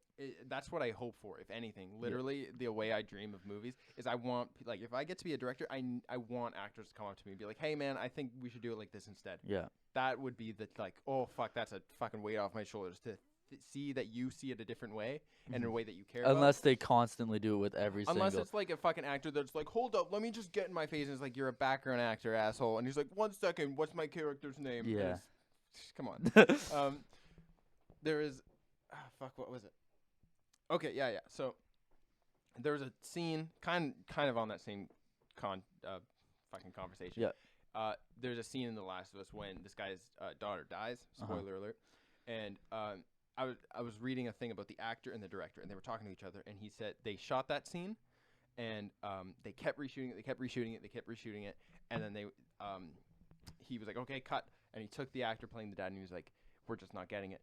Well, like, are you okay? And the actor, his name's Troy Baker, he just fucking freaked out and was like, dude, we've done this 6 times. I have to go to a place in my head to get this pain out that my daughter's dying. Yeah. And you are just saying, okay, let's do it again. And they were arguing with each other, and he's like, okay, let's just do it one more time. And then 6 months later, they finish the game, and he calls up Troy Baker again and says, we need to do that scene again. And he's like really mad at him. And so they have a conversation. And this is 2 things about this that I think is incredible that fucking this is how movies are made, man. He says, what I'm getting from you is my daughter's dying. I'm crying. What I'm not getting in your face and in the way you're breathing is she's dying. I can save her. I can save her. And then it cuts. We don't see her death. In that scene, she's dying. We never see her actually die. We see him. It's implied with the cut to black. All we see is what he needs is for you to see in his character that he isn't thinking, oh, fuck, she's dead. I'm going to cry. It's, I can help her. She's shot and she's dying. But that belief that maybe she's okay. Yeah. That's what makes the scene, you know? And as soon as they did that, they were like, okay, now we're on the same page. Now I get it. Yeah. And both of them are both serious about that scene. And that's kind of going back to like this whole painting thing or whatever. I think about that with actors too. The more I don't want to say like next take, but sometimes you need to. And I think about that like same way if actor compared to a painting. You paint something and they're like, that's great. Make it again. Like it's like fuck you, man. I put everything into that. But you know, it's hard. Yeah, it's hard. It's part of the craft, especially when this is your living. It's not. I mean, acting. It's not an incredibly easy job. No, as easy as a lot of people think it is. But yeah, you gotta. Yeah, like try to give it your all every time. They're putting real life experiences into how they talk and stuff. Like, that's crazy. Yeah, man. Yeah, man. There's things I was writing down while we were talking. They're not even. They're snot. They're not. They're snot. I blew my nose a couple times. It was on the screen, and it's just snot. They're not even important anymore. But I might as well just mention it. Just Snowpiercer. Something about that I just going back to this full circle whole thing we were talking about. Are you gonna watch it? Yeah. Okay, I won't tell you then. Okay. There's something I really respect. They're making a series about that too, apparently. Are they? On oh, Amazon fuck, or I'll something. watch it. Okay. Oh, yeah, I'm so down for that. There's a thing in that, and maybe next podcast, if you watch it by then, I'll ask you if you noticed it too. I watched it maybe 3 times, and I watched it with Jada right after the Bong Joon-ho won the Oscar. Yeah. I watched it with Jada again, and every time that scene happens, I go, fuck. That, like, it happens. It's in English, right? Yes. Okay. And it's so, oh my God. I'm not an anime guy. Mm-hmm. The film, if you look shot composition wise, the way it's angled, the way they do the pans, it's filmed like an anime. You know, Okay. in animes when they go to punch in the background, it's all that just in live action. And it's not an anime, but like you see how it was probably storyboarded as you know, Yeah. not Japanese, sorry, Asian animation. And I really respect that for one, how they managed to pull that off. Mm-hmm. 2, there's this point at the end of the movie where you see the full circle, where you see how the character, their story has ended, and it's it's maybe 20 minutes before the movie actually ends. You see it, and as soon as that hit, it hits me like, oh fuck, the movie's done. Like, Okay. 20 minutes before you go, okay, the story's done now. Like we've gotten there. It's like it's a very satisfying, and it's just a quick fucking thing. So I'll ask you about it if you noticed. All right. Secondly, Blade Runner 2038 or whatever it's called. All right. That movie. I haven't seen the first one, like the Harrison Ford one. I watched that movie last year. That was a rough day, and I just went home after school and I was like, I'm just gonna fucking watch a movie. It's a 3-hour movie. I just started watching it, and it was like a throwaway. I was just doing shit while I was watching it, and then the last 20 minutes, still don't understand why. If someone can explain it to me, last 20 minutes, fucking just emotionally. Something about it just blew my goddamn mind. Yeah. Do you care if I tell you? I was going to put it on Instagram because I was like, holy shit, but I was like, nobody's going to fucking care what I think. The end of the movie, the whole movie is, so the world is full of, what are they called? It's basically like clones. Everyone's like artificial. And the story is about Harrison Ford and his daughter. Mm-hmm. And they're helping Harrison Ford get to his daughter. And the main character is Ryan Gosling, who's one of these, like artificial people, and the whole thing is maybe he's human, maybe he's real, maybe he's important to this story, maybe he's the protagonist. By the end of the story, he keeps having these like memories of like his old life of when he was a child, which is like, I shouldn't have these memories, these aren't me, this is me, but somehow he still feels this human connection. We keep getting these ideas. At the end of the movie, there's this big fight, and he finally finds the house, and by the end of this, Ryan Gosling's character is covered in blood, he's been shot. He's dying. Yeah. But like it's kind of that feeling like, oh, the movie's over. He's okay. You know, he's good. They're walking. It's snowing. Just fuck it. It's like fucking emotions to the max. Just like not crying emotions, but like there was feeling in this. Both of them are walking, and I don't know. I just felt like this is what I would do if I was like before it even happened. I was like, fuck. If I was Ryan Gosling right now, this whole movie has nothing to do with him. The entire fucking movie, he's helping someone out. Like, you know that feeling where like you really want it to be about you at some point, but then you need to realize I'm just some dude. Yeah. You know? And it really, like, I didn't know they were going to do that. Like, I thought maybe the twist would be, hey, you're my son or something. But he is bleeding. He's walking with Harrison Ford up to this, like, snowy fucking White House. And he's like, go inside, go see your daughter. And he walks in, and Ryan Gosling just gets down on the stairs, lays down, lets snow fall on him, and he dies. Wow. And it's just this, it's like 5 minutes of him getting down, and you see, like, the tear. You see him being like, I don't matter. And he just dies. And that's the main character, not them. Yeah. And that just, holy shit. Stuff like that we need to make, man. Yeah. Because that, oh, God. For sure. And the director of that is doing Dune. Okay. Have you heard about Dune? Fuck, I wanted to talk about this on the podcast before. We said a lot of, maybe it's just me that's been saying a lot of F-bombs today. You have been saying tons. This is the fucking, I'm just going to be like, I'm going to try to do lots of cuts, maybe. We'll see. So this is just something really, really quick that I think is interesting. I want to say it on the podcast with Grady, but I forgot. Dune is a book that has been tried to be adapted to a movie for years, and it's never worked. It's one of those things where it's like, this is the one book that'll never be a movie, and they're making it a movie. This year it's coming out. It's by the director of this movie. I just thought it was interesting. You know, it's one of those things where it's like, this could never be a movie. This is just so out of there, and it's coming out, which I think is interesting. Anyway, yeah. So those are my little tangents about just filmmaking, things I fucking Yeah. appreciate more and more. These are nice podcasts to do for sure. Yeah. So we can get all this out. So then we don't have like a guest randomly sitting next to you while you're. Well, going yeah, these are things I'm very glad we had a chance to do this. Yeah. These are things I Because we were almost wouldn't have hesitant to do this. We were almost I like. wouldn't have said this in front of Zach or Grady, but honestly, the more look at the cameras. I'm glad I had this chance because man, this shit's been on my chest. Yeah. Fucking years. No, because we were considering like, maybe we'll just try to find a clamor for a new guest, and then we're like, you know what? Let's just do one, man. Let's just do one. And it's not in the studio, which is fine. It's one of those weeks where it's like things stacked up on other things and whatever. But This is gonna be our life soon. Yeah. We gotta realize that the stresses of life. We're gonna be we're kind of stressed right now for stuff. Doing films. really want to guess that both of us don't know. Like know, but like don't know well. Like I think Cameron was a little bit like that.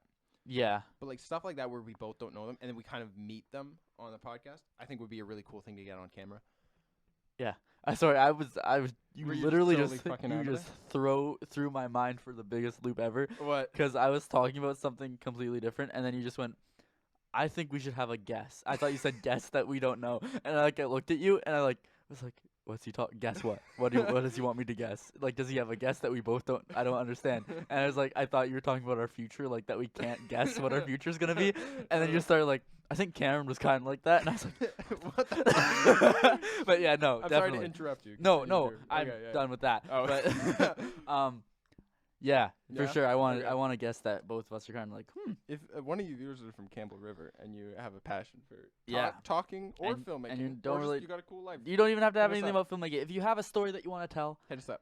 We'd even love to one talk to you. single story that you might not think is interesting, I can guarantee you that Oscar and I Ian's a will make writer. it interesting. He's a writer. You can do No, this shit. but if you don't know us well, Oh shit! I just realized the camera's not recording anymore. Ah well. Do you remember what it was? 'Cause Oh, yeah. I've been talking. I've been talking a lot. So we've done our share. We've done our Yeah. fair share. Yeah. If you have a story to tell or anything like that, like DM us at Limitless Cinematics or even just our private Instagram, personal man. Instagrams. Yeah. Like anything is anything. Please, we need guests. We're running low. I like the guest ones a lot. Me too. They're Like fun. I'm really glad that we went that way. Yeah, because we were confused for a bit there what we were gonna do with the channel. And there's probably.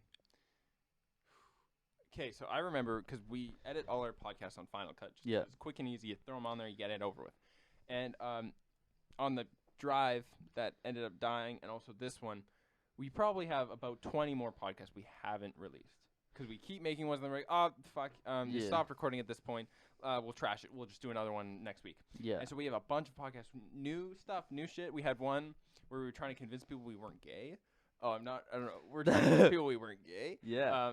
And all this just the stuff. A lot of fun. I feel like we should. Okay, yeah. Yeah. What was your idea with those clips? Did you want to upload them? I was going to mention most of them are gone at this point. Yeah. But I'm just saying, like, we had no idea what we wanted to do. Yeah. Because we kept doing all this shit. Because and- I was looking back Yeah. and look at all of our previous podcasts. I almost wanted to make an edit of like all the different studios and intro styles we had. Yeah, yeah. When we started this podcast, we wanted to be really serious, like kind of like, hello guys, and hello everybody, Yeah, welcome back. We were literally eating wraps on one of them. Like, yeah, that it one. went from that to like us eating wraps and like On- just like, on doing mic. weird voices and stuff like that. Yeah. And I like what we have now, where it's kind of like a mix of both, where it's like we can be we have serious But conversations, we're comfortable. but we're comfortable talking about it. Because the first one, it was like almost uncomfortable how serious we were trying to be. Where I was like, Mm-hmm. "Hello, my name is Ian. Welcome to Limitless Conversations. This is Oscar." Yeah. Yeah. And then it was like So super we're going serious. to talk about how Robert Downey Jr. might be in Black Widow. Yeah, and we talked about the Um, James Gunn thing for the first time. We were like, Yeah. honestly, trying to be super proper. I was so scared, man, because I just like my horror movie is to meet him and be like, "Oh, so you guys think I did something stupid?" And I'm like, "Ah." And I think we can say this now. We didn't think that he did anything wrong. Really? No, because that's my fear is that we do something like that. Yeah. And if that happened to us, I wouldn't think I would stand my ground and be like, I didn't fuck up. Exactly. I said some shit on So like we 10 went- years ago. we You went can with get over it. Yeah. So we went with the media and was like, honestly, yeah, he should have repercussions. But on the inside, we were both like, you know what? He messed up. He owned up to it. Let him have his job back. And they gave it back to him eventually. But in that, yeah. I'm so glad by And the we way. were we were so scared of like we deleted everything that might be controversial. I I remember did, but- you did. I did. I remember I said I didn't think Black Panther was as good as a lot of people thought. I said something how I didn't really like Black Panther as much as a lot of people did, and you cut it out, and I was like, what the hell? I was so goddamn scared, Yeah. man. The more I think about it, the more I'm like, nah, just like opinions it is what it are is. acceptable. I still do, like, obviously, I mean, this isn't something that we could cut out. We can actually talk about it. I keep looking at this camera because I'm used to it now. But, like, there is a fear, regardless, that we have to kind of watch what we say, definitely, because this stuff could fuck us over. Yeah. But there's things we can say. And, like, yeah, like, stuff like saying Black Panther maybe shouldn't have won an Oscar or whatever. I don't remember what it won. I think what it should have won an Oscar for costume. That's what it won. I think. Yeah? Yeah. I think, like, definitely stuff like that it should have won. But, like, I don't think it was as good as people thought it was. That's my hot take. But it's over now. It's okay. Yeah. I do enjoy that movie. It is a good movie. It's however. my favorite Marvel movie. I would no. Oh. Infinity War I love too, but that's more of the hype. I'm not a big fan of Endgame. The more I watch, I'm like, yeah, it's good, but Infinity War, man. But Black Panther's one of my favorites. I think it's just I'm a sucker for personal stories, you know. Yeah. Anyway, that's off topic. You were saying? Anyway, no, I was just saying the evolution of this podcast is insane. Yeah. I'm glad that we've gone to this point. Like, because most of it, I think most of the problem we've had is we say some shit and I'm like, oh, I gotta cut this out, and then you're like, no, man, it's funny, and I'm like, yeah, it's funny, but man, could you imagine if fucking Oprah and it's like, oh my god, look what they said when they look were at those two 15. 16-year-olds. That's like, man, if we make it to and it's Hollywood not like we said anything then that racist happens, or anything. No, either, we never did. No, no. We made one biblical reference and you cut it out. Oh fuck yeah! You hated that. What was it? Tower of Babel. Did I cut that out? Yeah. Oh, what a sin. You said something about that, and I was like, I made a joke. You said something about I forget what I said. Yeah. I like did a joke I know why. with the I remember exactly what why. was it? Can you say it now? Are you okay with that? Yeah, no, I was saying it. No, it was just I was embarrassed. I was wrong. Like whatever Oh, I said, okay. it was inaccurate, and I was like, oh, I can't have that in there. Oh, People okay, think I'm yeah. stupid. Yeah. That was it. But yeah, stuff like that where it's like sensitive topics, I cut out every single time. Yeah. Because I didn't want us to I didn't want us to make it to like our Hollywood rules and then lose it all. Our rules were and still are: don't talk too much about, don't like make fun of or say anything about, Don't talk about race, religion, or politics. Politics, And that's just fair. That's just shit that fair people game. should do. Yeah. So On camera. On camera, at least. At the dinner table on Thanksgiving, It's a different fly at story, her. yeah. Go for it. One thing I just want to mention real quick too is I would cut out every swear we said too. Yeah. And so it was like We wanted to make the podcast rated G. Yeah, because Yeah. Mostly it's also because my parents would watch it and stuff. Same, yeah. And I was like, But now I don't. I don't My care mom, anymore. I Yeah. came in the other day when my mom was watching the podcast and she was watching the Grady part with the art thing, and I was like, I just love penis, especially when it's going in and out. And I was like, ooh. Yeah, and my grandma was watching. And my mom it. laughed, so it was like, Shout out to my shout out to Mommy. shout out to my grandma too. She was watching one of them, and she texted my mom being like, "I'm watching Oscar's podcast." Mom was like, "That's great," and it was the part where we were talking about the lighthouse, and I was like, you know, he's just fucking masturbating. Not me, but like, I made a joke about that, and she was like, "It's interesting." Sorry, Grandma. But It's okay. I'm not worried anymore. No. Our general audience is not. I think it's also since we're technically adults now that and it's definitely that, Yeah. but also because I mean, there's no. I think if we made this stuff when we were 16, it would be different. Obviously, if we were trying to apply to schools and Yeah. we were saying this shit. One, we've not saying like, oh, we can do it now because we're in school. That we're adults, and also our fan base isn't our parents anymore. You know, it's we like, gotta grow with the audience, and our Totally. audience is people our age. yeah, and so things like this kind of catered. Yeah. Yeah. And I'm sure as when we grow up and start people at film school start Making listening or boomer something, jokes? then we might make more film school stuff. Yeah. One thing. Sorry, I just keep making this podcast longer And and one longer. thing, add to the go. I'm This fine is- with it. No, this is- this isn't our longest podcast still. No, so not we're yet. good. The longest one we had is about Batman vs Superman length. Well, the one with Cam was even longer than this. I Yeah. did the most flirtatious move towards Where you. did you do it? This is. I feel like I need to say these things just Yeah, because go for it. I need to prove to people that I'm an artist. Okay, yeah. No, the more I think about this, the more one. I make it sound like I'm so cool, but I've met people that were in film school. I know Yeah. people. Everyone loves Tarantino. I understand why. He's a good filmmaker, and we have no place to say he's not. But when I feel like a lot of people, when they go to film school, they love Tarantino. Mhm. Like, they're like, oh, he's inspired me. And not to like sit on my high chair or whatever, but I feel like people may not understand the reason they like him. Yeah. and also I don't think he. I think there's Hot take, I hot think take, ladies and he's- gents. if you just fucking watched more movies. Spit it out. Come on. If you just fucking watched more movies, I'm sure you could find someone you actually like rather than you just like That you saw like. everyone else on the internet like No, him. that you like more, to correct you, Yeah. than No, Quentin- Tarantino is Quentin Quentin Tarantino. no, he's a good director. Yeah. If I met him, I would fucking, just Bow bow down to that down. guy. He's incredible, but he's become a niche for film Which is students. unfortunate. Because I respect someone a million times more if they said their favorite director is Mark Webb. Or something. I'm just saying. You know I didn't mean that in a bad way, but it sounds bad because he's a shit director. I'm just kidding. No. But yeah. If someone said that, I'd be like, okay, now we're talking. Like, Well, let's, I'm wondering, when we go to film school, I feel like how a many lot of people in our class, if they do little go arounds of how many people are gonna say Bong Joon-ho or Maybe. People might. I think I could understand that more just because it's more recent. But I feel like a lot of Tarantinos will happen. Yeah. Or if Tarantinos do happen, it's people wearing those like director's hats or like I like, have one of those. I should sweater break it out. vests or whatever. Should Like break that someone, out, yeah. if someone's in class wearing that and they say Tarantino, I'm just gonna do one of those. Stand up, walk out. Yeah. Who would I say? Because if I say Zack Snyder, the world will erupt. He made a fire commercial the other. Did he? Yeah, it was a Superman commercial for 75 years of Superman. He made a little animation and it was on TV for a while. I was like, good job, Zach. Go him. He did one with Michael Jordan, I think, too. He did basketball because he was a Yeah. commercial director before. You know this. Yeah, clearly. You got any hot takes you want to do before we just dodge out of here before Before we say anything too stupid. Yeah. No, I I'm think you living. should mention more hot take you have. I don't Oh, I don't know if you do. I but don't really have many hot takes. I feel like I have a lot that I Probably keep have a lot. inside, but Have I said any hot takes that you've been like, oh, okay? no, none that I've ever disagreed with. Okay. Well, Black Panther a little bit. A little bit, yeah. It's one of my favorite Marvel movies, and I think that it's that personal story. Yeah. Because that's one. I think that's also one thing that I've realized. I love stories that don't have to do with.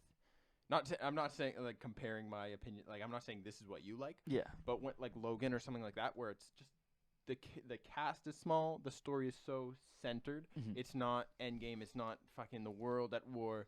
It's these small stories, and this at the end of the day, it's about family and the villain. The villain was really good, but The villain was really I good. thought he My could mom said you could come over after, but you have to make sure your mom's okay with it. I didn't want Michael B. Jordan's character to die. It's one of the first times, 'cause almost at the end of every superhero movie, the villain, I'm like, they should die at the end. Just that's how it works. That's how fucking Marvel movies work. The villain dies at the end.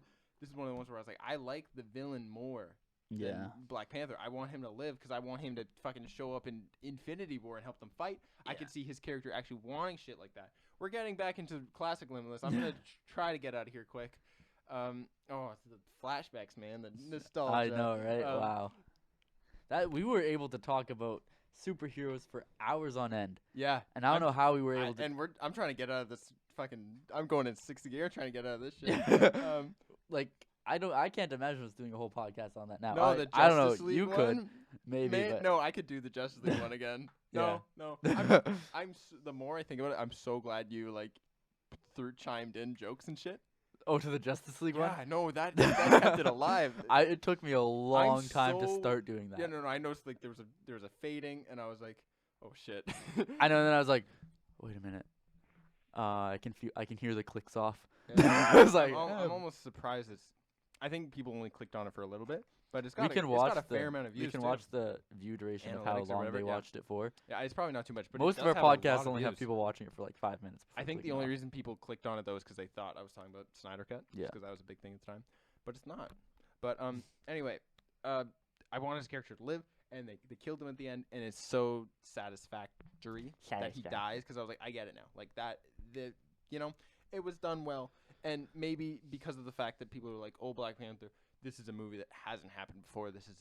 We're representing black community and all this shit. People are gonna love it regardless if it's good. Yeah. And so there's definitely a bias, but that's not bad. Bias isn't bad. Regardless, if the movie sucked, I would have been okay if people still loved it, because we need shit like that. But I did think the movie as a story was good. Because the movie didn't impact me in a special way. I just thought, holy shit, that's actually it's. It's got some Batman, Jason Todd stuff with the family story. I love that, but I you, love you that. feel different. I don't. Well, you just didn't think it was fucking Yeah. greatest thing in the world. Yeah. Do you have a favorite Marvel movie out of all of them? First Avengers up there for sure. Yeah. Really like that one. Again, spoke to me at a time where I needed it. Yeah. Where I was like, hey, you know what? I'm gonna start. I'm the little guy. I'm gonna start working out every day, changing my whole perception of life, being the Boy Chris Scout, Evans, being yeah. the Boy Scout for a bit. And I'm kind of backing away from that now. Yeah. But Oh, yeah, fuck. I have a thing about Parasite that don't let me forget it when we actually get to the Okay. podcast on it. I really That's want to. about I really actors and stuff. want to mention something on camera, just because I feel like if your reaction is Okay. worth it, it's good. 'Kay. But it's just also weird. All right. Burst out laughing. Yeah. Not yeah. Oh God. It was one of those stupid. Oh, did I? Press No, something? you're good. It was one of those stupid. Okay, grade 10. Fuck, yeah. Summer before grade 10. So Yeah, yeah. summer of grade 9. Yikes. Okay. So, Okay, so have I told you? so I just opened up a whole can of worms for you, didn't I? Yeah. Okay. Have I told you about my first kiss before? No, you can tell me if you'd like. I'm assuming you could guess that I'm a very dramatic person. Mhm. So I say this a lot about you to other people. yeah, do you? When I describe you, I say, if he had $1 million, he would, and he could do anything with it, he would make his life a fucking TV show. Yeah. It's just, Yeah. And that's not a bad thing. You just the way things unfold. That's your go. Right? My I don't know why I do that, but as I go I through get it, life, though. I see I it get as a TV. I feel like that's helped me get through Yeah. a lot of stuff, Mhm. which in like a dark way, like someone dies, and I'm like, just like in a TV show, gotta move past it, you know. Gotta move on. Find the good things, try to when get the things happiness. When things would happen to me when I was a kid, I was like, what would Spider-Man do? Yeah, Like Peter for Parker. sure. Yeah, Peter Parker. He's the quiet kid at school, so I'm gonna be quiet at school too. Yeah. You know. Yeah. So anyway, my first kiss with Kayla, she was really she was also into the dramatics and everything. Yep. So she wanted her first kiss to be perfect. She wanted it to be like in the rain, like in the movies. Really. Yeah. The problem is we started dating in summer. Mm. So I was like, all right, I'm not gonna wait till it starts raining to have our first kiss. Okay. I'm sorry. It's okay. I forgive you. Baxter. Hi, Baxter. You gonna come here? About to get your ass beaten, boy. How much can I bet that you'll just be a good boy and you'll just sit right here? Oh, hello.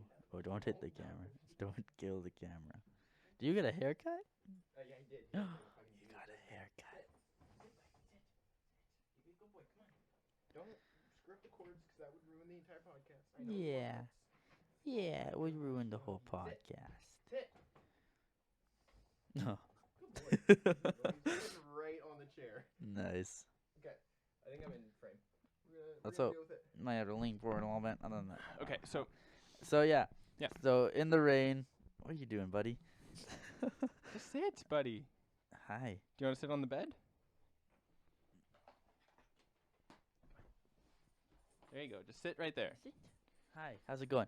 Okay. So I'll just chill like this and If you want to just hold these things, Hi. and then Oh, it'll that's my count, balls. Those are my balls. If you hold his little tags, it'll cancel the jingling, and then he'll Okay. he'll probably just chill. How goes it? Or jump off. I don't care. Do what you want. Yeah. You want to say something? That's great. I thought so too. What's your 'Kay. opinion on kissing in the rain? Baxter, what's your opinion on abortions?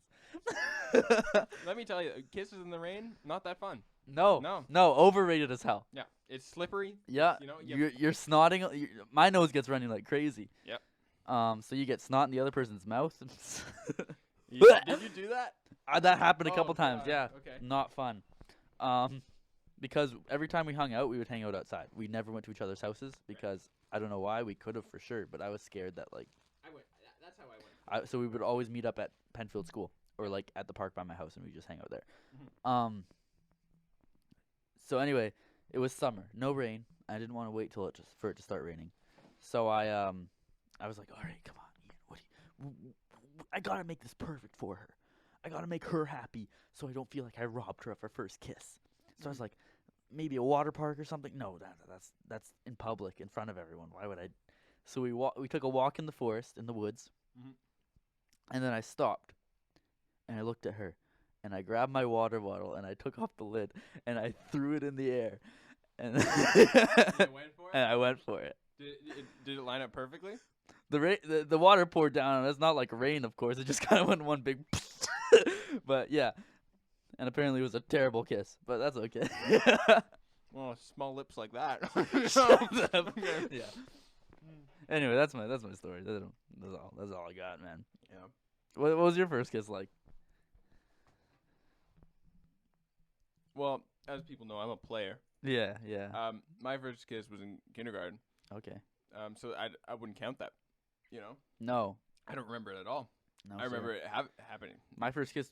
That was actually my first ever kiss. Really? Yeah. Well, I mean, I was not a player. You got a story though. Like I was invested. That's my thing. I wanted to get a story with. My life is all about that getting was a stories. story. When you think of the grand. First time I said I love you was terrible. I just was in 7-Eleven and I slipped out and I was like, oh, that's not man. a story. No. Yeah. So kindergarten, I guess, and then the relationships I had before Jada, weren't, back through. Tommy, why aren't you doing anything? By the way, Tommy's the dog. He's licking your butt, Tommy. He likes it. Yeah. My relationships before Jada. What the fuck are you doing? He's yawning, man. Oh, he just got a thing scratching. So, what was the question? Is Jada the most effort you put into a relationship? Oh, right, yeah. So we first started dating. I think I've already said this before.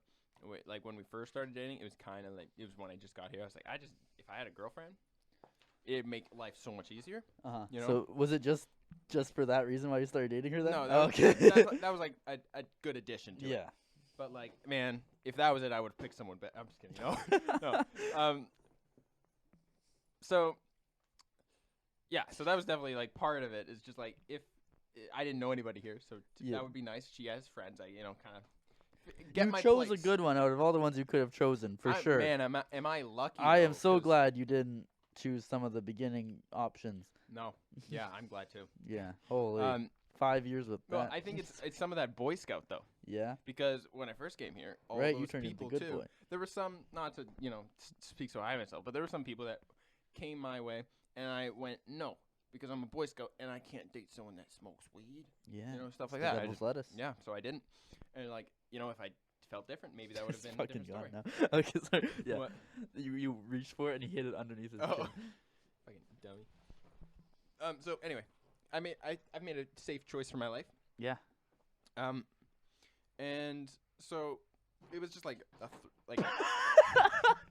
my God, Baxter. It didn't it wasn't. I didn't think anything. Oh my God. I'm trying to talk about my relationship. He's jealous. Yeah, no, he has a thing for Jada, I think. Yeah. It was like not a throwaway relationship, but like I didn't know where this was going. It was a relationship. We were together for a couple months. Now, within the couple months, I was like, this came out of nowhere. Like it was so fast. Like I didn't no thought towards it. Yeah. And after a while, I was like, yeah, this is pretty good. I guess you can stick around. No, I'm just kidding. So after like a couple months, I realized, oh shit, this is something. And at that point, I was like, okay, not to be a simp, but like let's just everything I do is for like the summer, because we started dating in June. Yeah. And then in grade 10, that's when we went back to school. So that summer was just me working my ass off, man. That was just the funniest image I've ever seen is just Baxter trying to go under the tripod. You're not the smartest, are you? Yeah, that's the thing you haven't talked about in the podcast. We are really making this go. It's holy shit. Yeah, it'll be a while.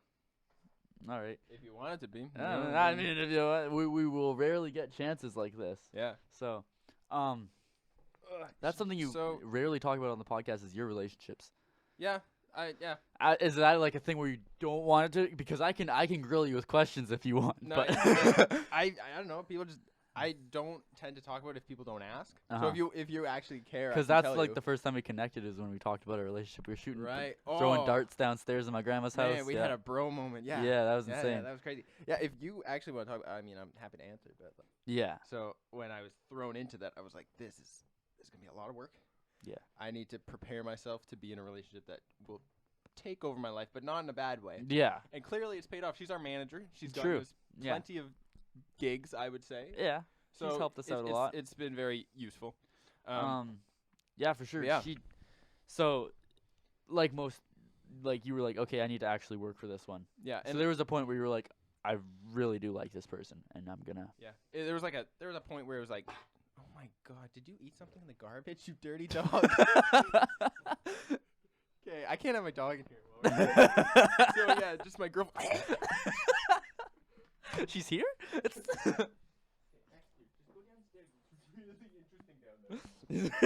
There's something really cool that you've never seen before. It's called a bed.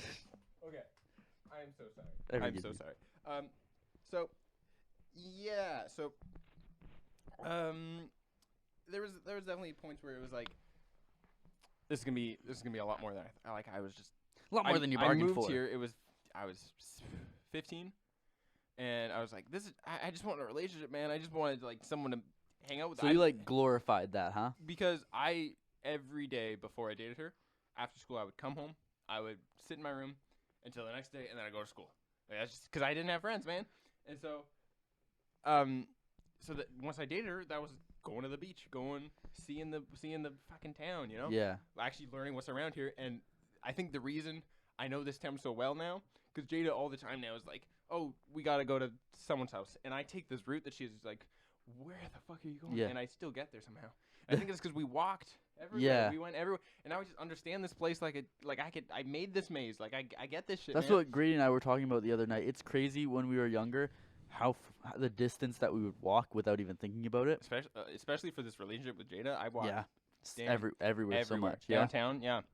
Downtown, yeah. Yeah. I've had a couple moments where like Emlock and I just for fun sometimes go to the pier or something. We're like, you know what? Let's just walk, man. Don't walk too often anymore. Because Mhm. now it's like when I'm even at my house, like if we were right now and someone was like, go to 7-Eleven to get something. Drive. We'd be like, walk to 7-Eleven Yeah. from here? We did that a couple times too, though. Yeah. Yeah, or especially for filming. Yeah. We both didn't have cars at the time, but I would walk over your house and be like, all right, so we're filming at the beach, and you'd be like, I yeah, know. and you just throw on your shit and we'd go. Yeah. And I was like, your dad's not gonna drive us, and you'd be like, no. No, it's like 10 minutes away. Yeah, Yeah. yeah, good times. Good times, man. Wow. Because we're together now, and it's one of those relationships. I've never had this happen before, where it's like, not best friends, best friends, Yeah. but it's like, it's not. It's just it's almost like we're one person. you Yeah, know? for sure. Where I can say I feel comfortable saying whatever I want. And we've had points where it's been like, oh shit, I didn't know you thought that. I didn't know you felt that way Yeah. and shit. But like, it's comfortable. Because that's what I don't mean to hype you up too much or anything, Mhm. but like when a lot of people, like when I'm talking about you or anything like that, a lot of people see your relationship because you guys aren't super public either. No. So like when people view your relationship, I with tried Jada- to make it public when we first started dating, but Really? Jada was like, no, that's stupid. Yeah. No, I Okay. was so badly. I wanted people to know. Yeah. I was like, yeah, this boy came to town, and within like 6 months, he's got a girl. What you guys got? Yeah. And then she was like, you know? No. Yeah. But a lot of people when I talk to them, because I'm closer with you than a Mhm. lot of people at the school and everything like that. Yeah.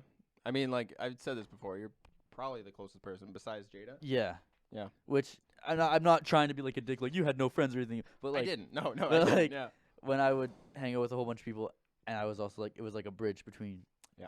And they would all ask, like, I would talk about you and stuff like that, and everyone would see your relationship with Jada as perfect. Mhm. And I was like, yeah, I've never been with them where they legitimately had a disagreement or fought. I don't know if you guys did that on purpose just to spare me. No, a little bit. Yeah. I mean, like, we've never actually had like serious fights. Yeah. There's been times where it's been Like, weird, because I was like, but I can't think of a time where they've ever, like, I don't know. no, yeah, it's definitely like, I would never in a million years, and with any relationship, I would never fight in front of other people. Yeah. That's not. Yeah. So it was like, a lot of people see your relationship as perfect. Mhm. And then there was even a bit where I was like trying to dissect it, so I would like be sitting because I didn't start hanging out with you guys until recently. Yeah.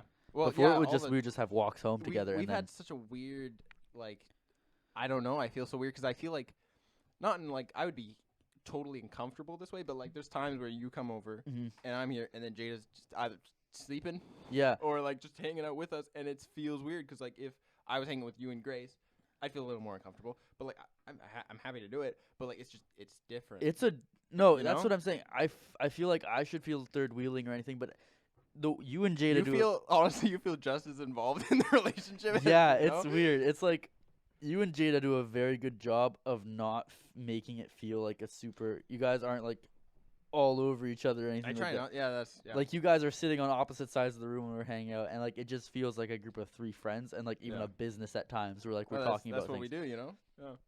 And like if I were like that with anybody else, I feel like it would be kind of weird. I would feel almost like, am I intruding?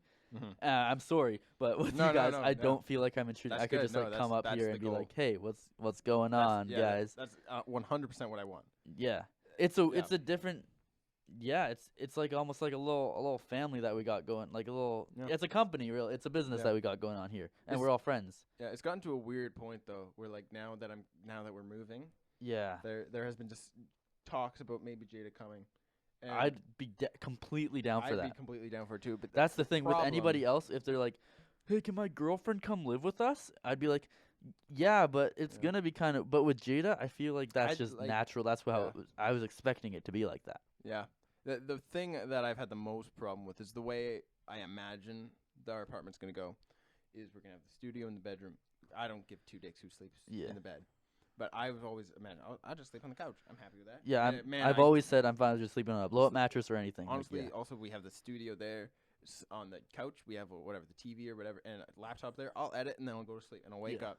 Like I'm totally happy with that work ethic. And so like I'd be happy if Grace came too. Yeah. And you guys could fucking have the room. I don't care at all. But like when it comes to if Jada came, I don't know if I would take the bedroom. I'd be fine with that. I know, but I don't like. There's something weird. I don't know. I think it's because of the fact that we're all like.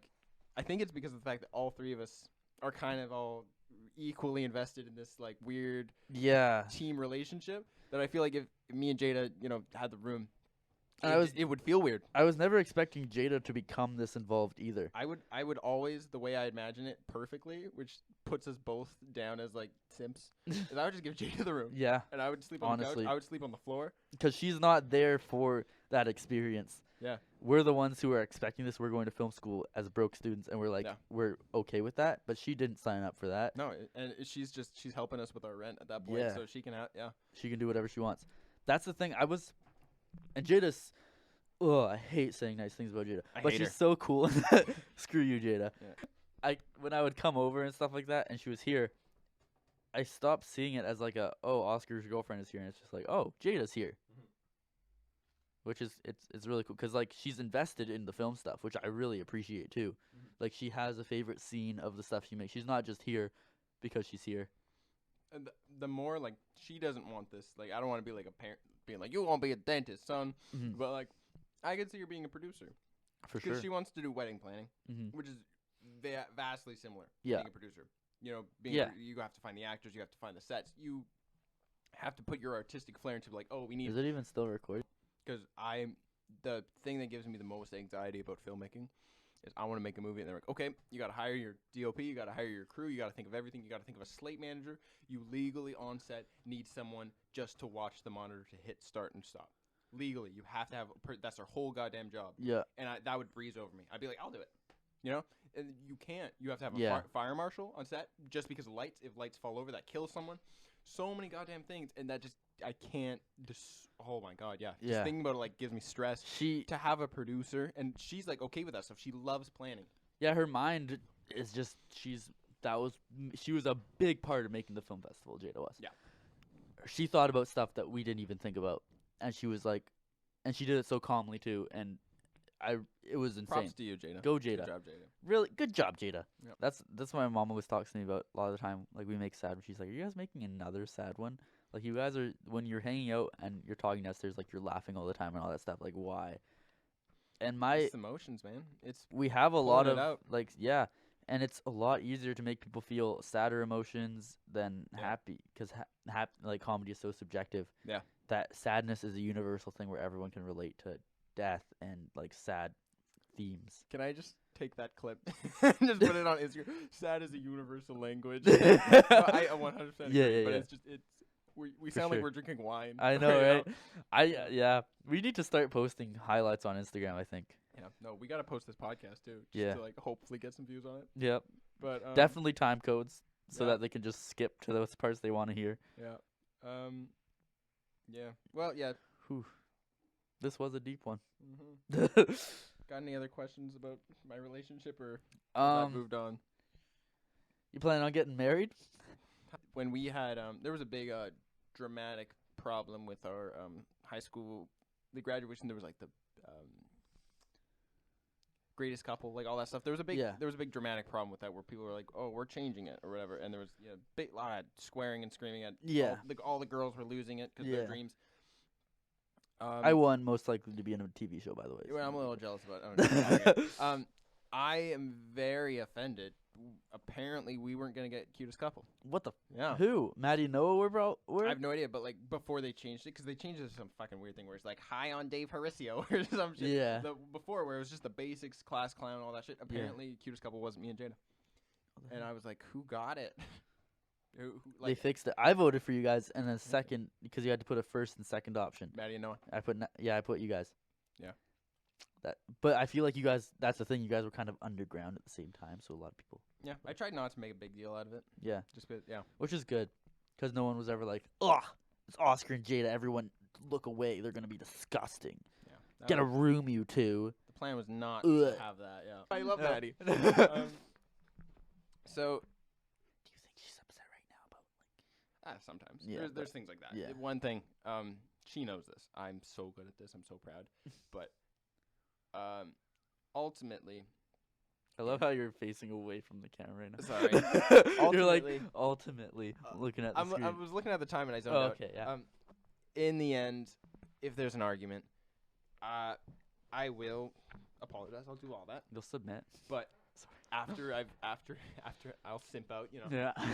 After all that, I don't talk for like 30 minutes. Oh boy. Just because I know it fucking breaks her. Oh yeah. And it's like, it's not like a thing like that. I'll show her. It's like, at this point, we're already cool. Yeah. But she's just like, she knows I do this just to get to her. I do that because that really screws her up. She like psychological warfare. Yeah. That's my favorite kind. No, I get that. But, man, that's my forte. It's like you just wait it out, and it just brews up, and then I'm good. I'm over here. I'm on my computer. Then all of a sudden, she comes over, and I'm like, ha. You came to me. I didn't come to you. Look at us. Grace does that to me sometimes. Yeah. No, I'll tell you what. It gets under my skin, man. I'm so like, not biased, but like it's a lot like I can do it to her, but if she does it to me, not cool. Not cool. Yeah, for sure. Because it's the same way. Like I get mad at her for something, and I'm like, I'm like kind of like I'm telling her like why what she did upset me or something like that. Mm-hmm. And then I'm giving her like the silent treatment. And she's like, "Oh no!" And then eventually she just like switches, and she's like, "Wait, why am I? He doesn't need this right now." And she just starts going, "Okay." And I'm like, "No, you can't do that." Yeah. That's how it goes, man. Yeah, it's the way it's just give and take. When there's a point, when it's like there's an equal understanding. Yeah. If you can be mad at someone, but it's also not like you're keeping something inside. Mm-hmm. No.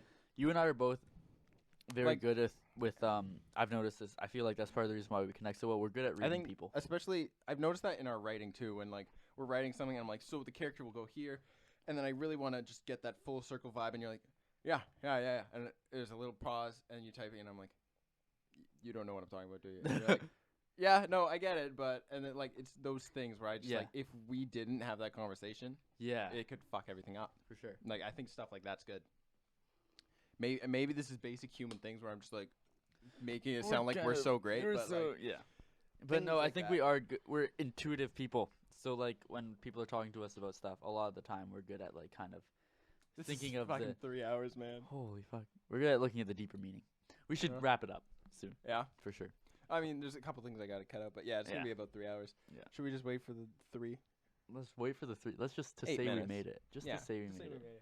We need to do a thing at the top, actually, the podcast saying about talking about the time code, so people they're not scared. Okay. Well, thank you guys for listening. If you've gone this far. Yeah, really. Holy. If you have listened to the whole thing, I have utmost respect for you. Come on the podcast. Come on the podcast. That you don't even need to have a story. If you listen to this whole thing, come on the podcast. Come with questions for us about Yeah. our relationship. Get That'd be down great. and dirty. Yeah. Yeah. Right I like into this one. business. This was really, This we was really fun. kind of went, we've This never wa- done this was on video before. This was like the on footage appropriate dartboard. Really. Yeah. Yeah. Because some stuff was said at the dartboard that was like hot takes, like yeah, holy yeah. deep stuff. Yeah. But this was like for sure a bit of a watered down version of the dart. I like how we're gonna we talk Dartboard. the I was dartboard. thinking, I got this from Jada. Yeah. Do you listen to 21 Pilots? Yeah. They have a song called Kitchen Sink. You know about that? Kind of, yeah. They have a song called Kitchen Sink, and the singer, I don't remember the guy's name, Mhm. like the main singer of the band. He said he will never say what that means, but something happened to him at a kitchen sink. Yeah. It's emotional. It's not Yeah. like the same thing we had, but it's just Yeah. the dartboard. You know, The dartboard. we'll never say. But We'll something never say a happened. lot of the yeah. nest. The nest. It's just like the nest. Yeah. No, but yeah, that's true. Yeah. I feel like our working relationship and friendship, It's been weird, man. it changed. It like did a weird switch. Even though the Yeah. dartboard conversation had nothing to do with our work relationship, Yeah. we understood each other a lot better. Yeah. And started like actually working more. I Yeah. think better together Mhm. for sure. Weird stuff, man.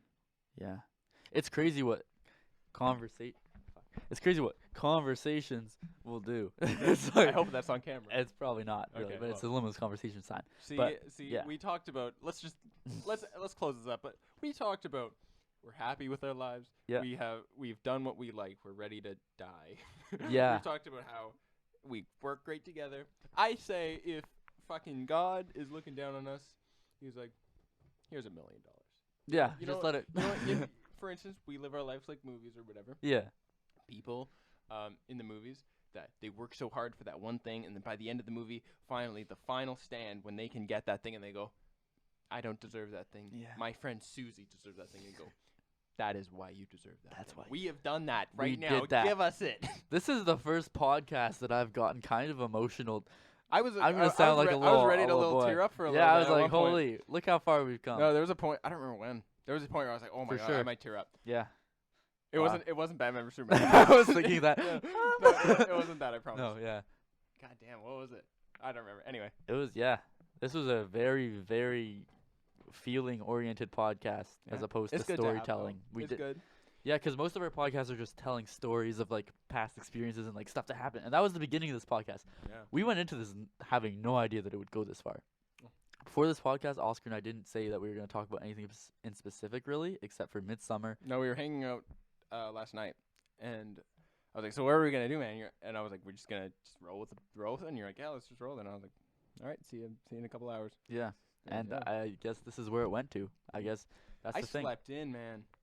Yeah, you did. When I texted you, I just woke up. Yeah, I I had woke a up- feeling. I woke up at 8, and then I was like, "Oh my God!" And so I Well, was like, we fell asleep pretty late last night. So. yeah, but I was like, most of the time when I wake up at 8, I'll go back and lay in bed or whatever. And I'll wake up in like 20 minutes. Yeah. But I just went back to sleep. You And I conked out. and then I got like the ba-ting or whatever, and I looked and I was like, "Oh shit!" Jada texted me. Okay, I'm just gonna lay in bed for a bit, and I heard ba-ting, and then I'm assuming it was you. Mhm. And then I was like, "Okay, fuck, it's time to get up." And so I got up, and it was like, "You ready?" And I was like, "Oh fuck, it's 11." Yeah. And I was like, No, we like switched roles because I was up and at 'em real quick today. "No." As I was showering, I was like, "Man, is this what they do like every time? Are you guys doing this shit and then waking up 5 hours later?" Not. Because I was thoroughly impressed. Because Zach had a story at like Yeah. 8 in the morning. I was like, "Holy shit, man! You Yeah, came over, I'm. slept in your." like, I won't get into details, but man, Yeah. that's a machine right there. Yeah, it's a lifestyle we got. You gotta catch up. Yeah, You no, gotta that's what learn- I thought. I was learn like, the "Oh, way. I'm the new kid." Yeah, you're- I felt like the Yeah, new kid. as Grady was leaving yesterday, he's like, "We succeeded our mission of having Oscar hang out with us." And I was like, "We did." I've always been down. It's just Yeah. well, I'll tell you what. Mhm. The one reason I hung out, because most of the time when you guys offer me to hang out, one, I was doing something, or I was just like, I work tomorrow. I'm really not feeling, Yeah. or like I don't have a ride and I don't feel like paying for a cab. It's just Yeah. shit like that. And then there was one time when I said, yeah, I'll try to make it, and then Grady drove to my house and was like, so you coming? And I was like, fuck, I feel bad that he drove here. Yeah. But just Jada's sleeping in my bed, and I just can't be like, yeah, I'm gonna leave and just leave her here. So I was like, Yeah. I'll try, but we'll see. And then I woke Jada up later, and she was like, just fucking go to one, dude. You're just Yeah. being a dick at this point. And I was like, oh, fuck yeah. okay. And so I texted Zach that night, and I was like, man, these are the days I'm free. Yeah. Just tell the rest of them to hang out that day. I'm Yeah. free those days. For sure. Arrange something, and I'll do it.